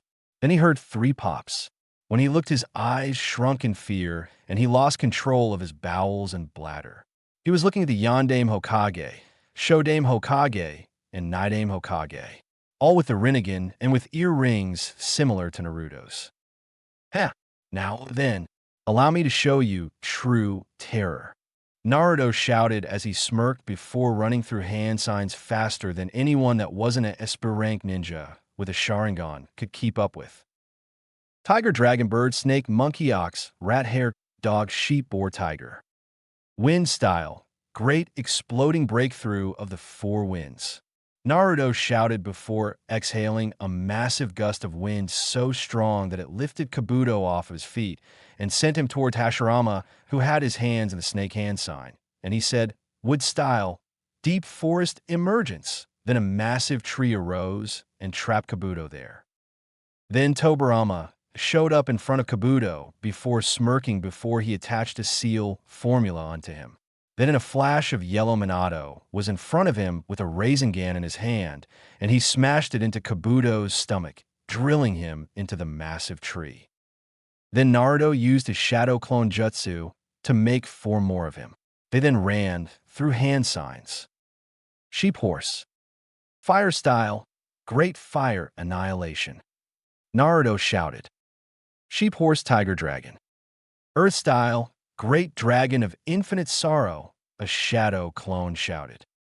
Monkey dragon snake horse, sheep boar dog dragon. Lightning style, great dragon of infinite thunder, another one shouted. Another shadow clone ran through 54 hand signs so quickly that his arms vanished. Water style, giant explosive bite of the infinite number of water dragons. Horse boar dragon. Wind style, great dragon of the north wind, the least shadow clone shouted. The Jutsus converged upon Kabuto, whom was still trapped in Hashirama's deep forest emergence, and then utterly destroyed him. Orochimaru, seeing his right-hand man utterly annihilated like that, hissed in anger before rushing towards him, only to have Tsunade and Jiraiya intercept him, and Jiraiya used a Rasengan on him, and Tsunade used a chakra-encased fist on his skull. The only reason Orochimaru survived was because he used a substitution with a mud clone he had nearby. He also grabbed the dead Kabuto, and then he sunk into the ground. Naruto smirked before slumping over and panted a little. Hinata immediately comforted him because he just took a life. However, they knew that even death would not keep Kabuto at bay. Naruto the Beast within Chapter 8. Sasuke Retrieval Mission. Naruto, Kiba, Neji, Choji, and Shikamaru were jumping amongst the trees heading in the direction that Sasuke Uchiha was being carried. They all remembered what they had been doing earlier. Flashback. Neji. Neji was training with the strongest Hyuga in the compound, Hayashi Hyuga. Ever since he had agreed to let Hinata move out on her own, he had become the strongest Hyuga in the compound. Hayashi was training him in the 8 trigrams, 361 palms. It was a taijutsu technique that sealed off every chakra point in the body. Once the technique was completed, it would kill the opponent. When they were taking a breather, Neji asked, "Hayashi-sama, where did Hinata-sama say she was going to stay at?" She said that she would be staying at the Namikaze compound because she heard from their master, Jiraiya of the Sannin, that he was going to take Naruto for a 3-year training trip. She wanted to both surprise him and learn from their scrolls while he is away. Luckily, Hinata has been cued into the sealing matrix around the compound for a good 5 months now. Hayashi said, smiling. "I see," Neji said before finishing his tea. Flashback. Release. Flashback. Choji. Choji was with Ino helping her shop. He had finally gotten her to go out on a date with him, and so he was going to do his best to be a good guy for her. They had just gotten done clothes shopping, in which Ino, being the innocent seducer she was, posed sexily in the clothes she picked out, asking Choji for his opinion only for him to be speechless and give her the thumbs up every time. That annoyed Ino to no end until she realized that he thought she looked good in anything. That thought made her smile kindly and exited, paid for her clothes, and then they went to get something to eat. They decided on the barbecue restaurant that their team eats at all the time. Once their Choji ordered a medium-sized helping for him, and Ino ordered a small helping, trying to maintain her figure, only for Choji to override her, saying that she would take a medium-sized helping like him, and then proceeded to tell her that he would help her maintain her figure by helping her work out. Ino scoffed at that, only for Choji to smile at her, and said that if he could help her maintain her figure, then she could do whatever she wanted with him. Ino looked at him and smiled in an evil fashion before nodding. Flashback. Release. Flashback. Kiba. Kiba was watching the Hyuga compound, trying to figure how to admit to Hinata that he was in love with her. He tried the direct approach, the subtle approach, the hinting approach, even the seducing approach. None of them worked in his head. They all ended in him not getting an answer. He decided to go to someone for some help. He didn't care if she was engaged. He didn't care if she had a boyfriend. He didn't care if her father had approved of them. He just didn't care. What he didn't know was that earlier, Hinata had packed her bags and moved in next door. He decided to get advice from the one person he knew would help, Kurenai Yuhi. Flashback. Release. Flashback. Shikamaru.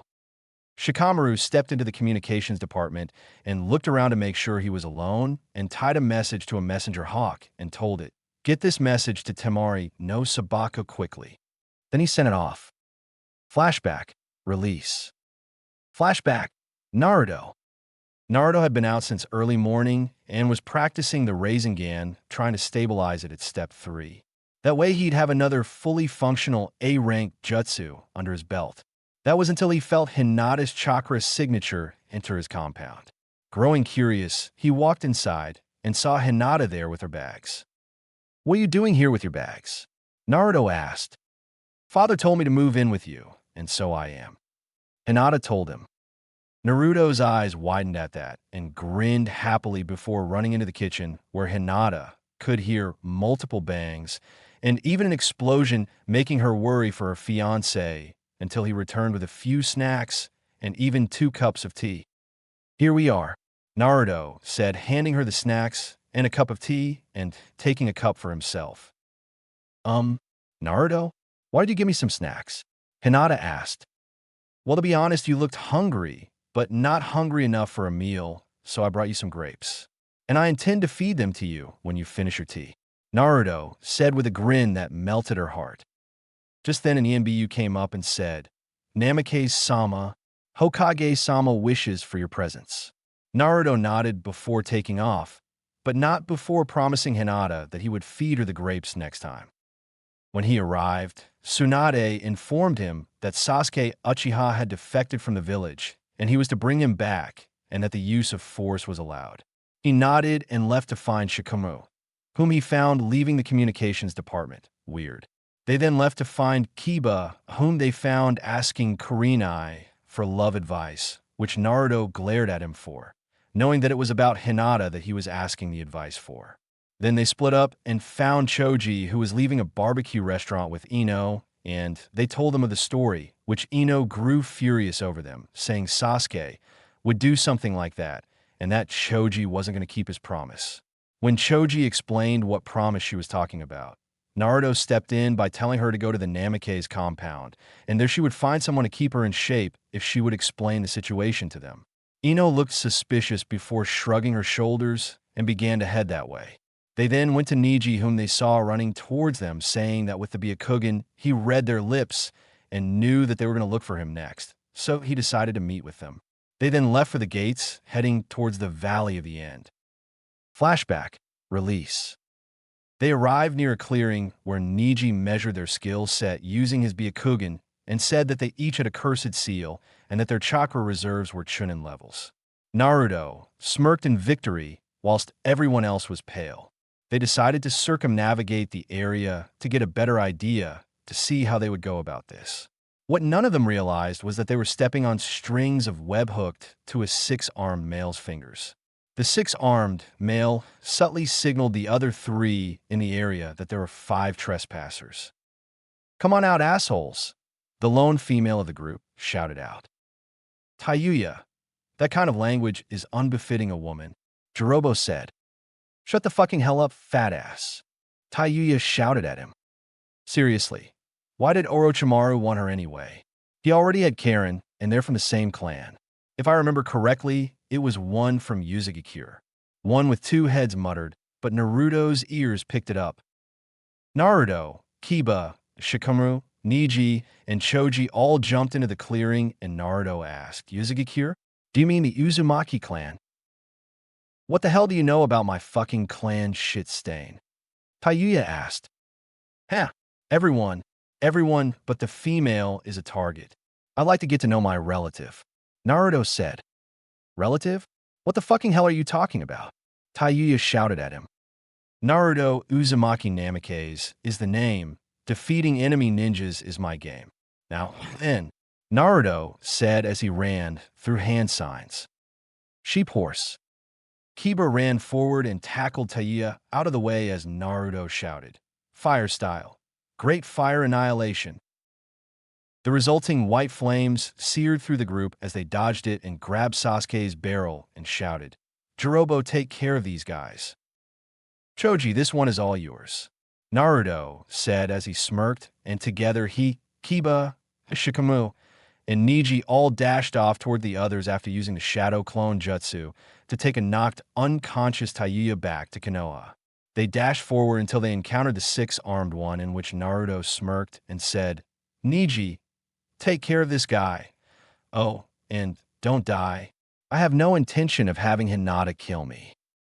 Neji nodded before the 2 of them vanished, and Naruto, Shikamaru, and Kiba took off.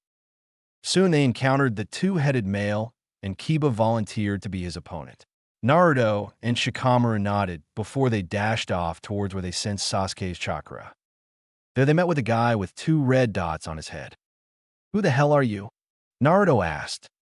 "Kimamaru Kagaya. It is Lord Orochimaru's with that Sasuke Uchiha makes it to Odo. I am here to stop you from reaching him," the now-known Kagaya said. Shikamaru stepped forward and said, "Naruto, you go on ahead. Out of the two of us, you have the best chance in retrieving Sasuke." "But Shikamaru, you can feel this guy's chakra, can't you? He's at least Jounin in level alone. You need backup," Naruto stated. "And he will have backup," two familiar voices said. "Gaara, bushy brows," Naruto shouted in glee. "Go on, Naruto. We'll back up our friend Shikamaru," Lee said. Naruto nodded before vanishing in a blur of movement, heading towards Sasuke's chakra signature. When Naruto arrived at the Valley of the End, he noticed that Sasuke's chakra signature was already beyond that point, and so, feeling sad for the loss of a comrade to the hands of an enemy, such as Orochimaru, he cried, tears of blood. He looked at the bottom, and he saw something that made his blood run cold. As he jumped down, he saw something that confirmed his fears. He now possessed a Mangekyo Sharingan. The sheer shock of it made him pass out. What he didn't know was that Sasuke sensed him, turned around, and proceeded to shove a Chidori through his chest, just barely missing his heart, but obliterated his lung. Sasuke then left quickly as he felt Kakashi Hatake approaching ever closer. Kakashi knelt down beside Naruto and applied emergency aid before picking him up and carrying him back to Konoha.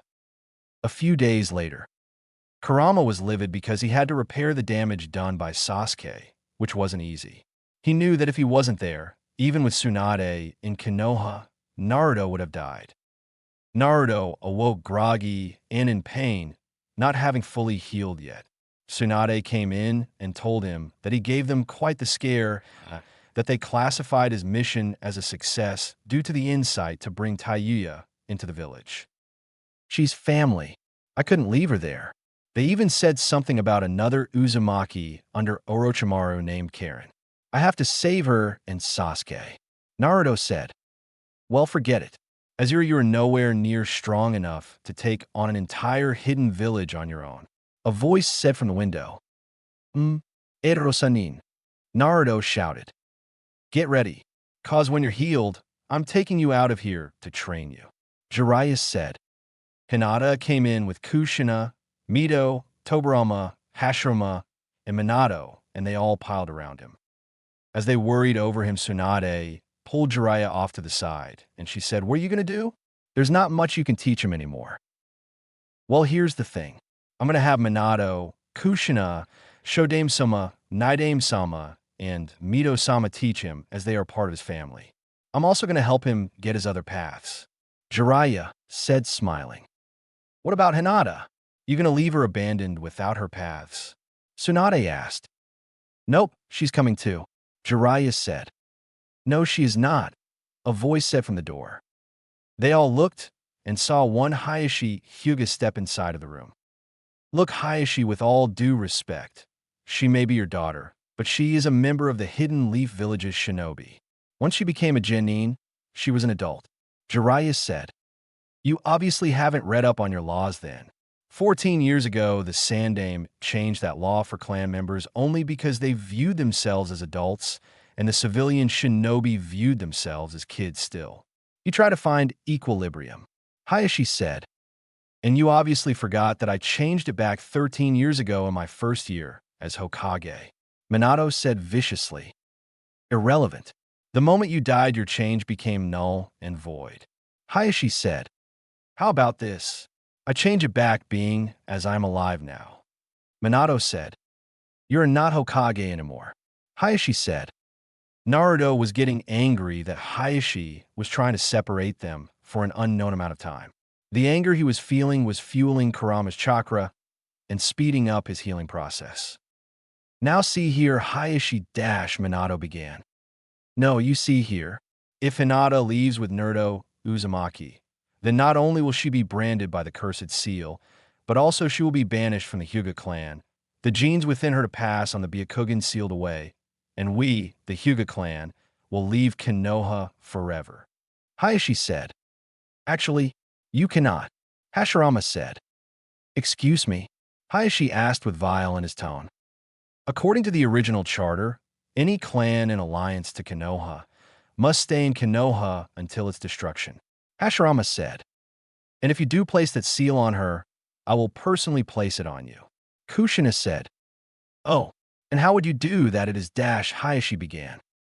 An Uzumaki seal designed to keep intruders out that the Hyuga bastardized, however, even with a Hyuga taint on it, is still an Uzumaki seal, and as an Uzumaki, I can place it upon you without even having to touch you. Test me. Try what you said. I am sure that Tsunade will throw you in ANBU prison for treason, harming a member of her shinobi forces, and attempting to keep a potential bloodline from passing on to new generation, which, by the way, would have done you no good whatsoever. Or have you forgotten that Naruto has the Byakugan as well? Kushina said, which Tsunade nodded to. Hayashi was furious and said, your views are irrelevant. If she leaves, what I said will occur. How's this then? Tsunade began. Hinata, are you living in his house right now? No, I'm living with Naruto-kun, Hinata said. Very well. Hayashi, if you so much as touch her without proper consenting, then I will throw you into an ANBU holding cell to await execution after we have gotten every facet of information from you. Oh, and as the fifth Hokage, I changed the law back to its original state, Tsunade said with a tone that spoke of finality. Hayashi was even more furious and said, you dare to go against the strongest clan Konoha has to offer? Naruto had enough. Shut up. The Hyuga aren't the strongest, and neither are the Uchiha. If there is such a thing as the strongest clan in Konoha, it would have to be a tie between the Namikaze and the Nara. The Nara because of their superior IQ and the Namikaze for their superior fighting abilities. However, Hinata is no pushover and you're out of line to begin with. You forget that you yourself are a member of Konohagakure no Sato, and to challenge the Hokage is an act of treason punishable by public execution. Just think how shamed the Hyuga would be if their clan head, or even a member, or even a former member of their clan were to be publicly executed for treason. You should really think before you act. Besides, if Hinata, a Chunin, wishes to leave on a training trip with me and Jiraiya, you cannot stop her. Yes, I dash. Hayashi began before Tobirama hit him in the back of the head, and Mito sealed him into a sealing scroll. It is set to be released by Niji Hyuga's chakra only. I will deliver it to the Hyugas immediately, Mito said before vanishing from sight as a testament to her sheer prowess in speed alone. When she arrived back, Tsunade was checking Naruto over and said, you're as healthy as the day before the mission. All right then, Naruto and Hinata, go home, pack enough for 3 years, and be at the North Gate. Do not let your paths be seen yet. We will let everyone see your paths when they are complete, Jiraiya said.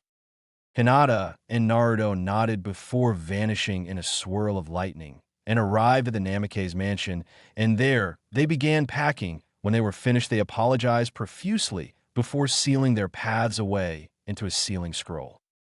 They then left towards the North Gate and left never to see Konoha again for 3 years.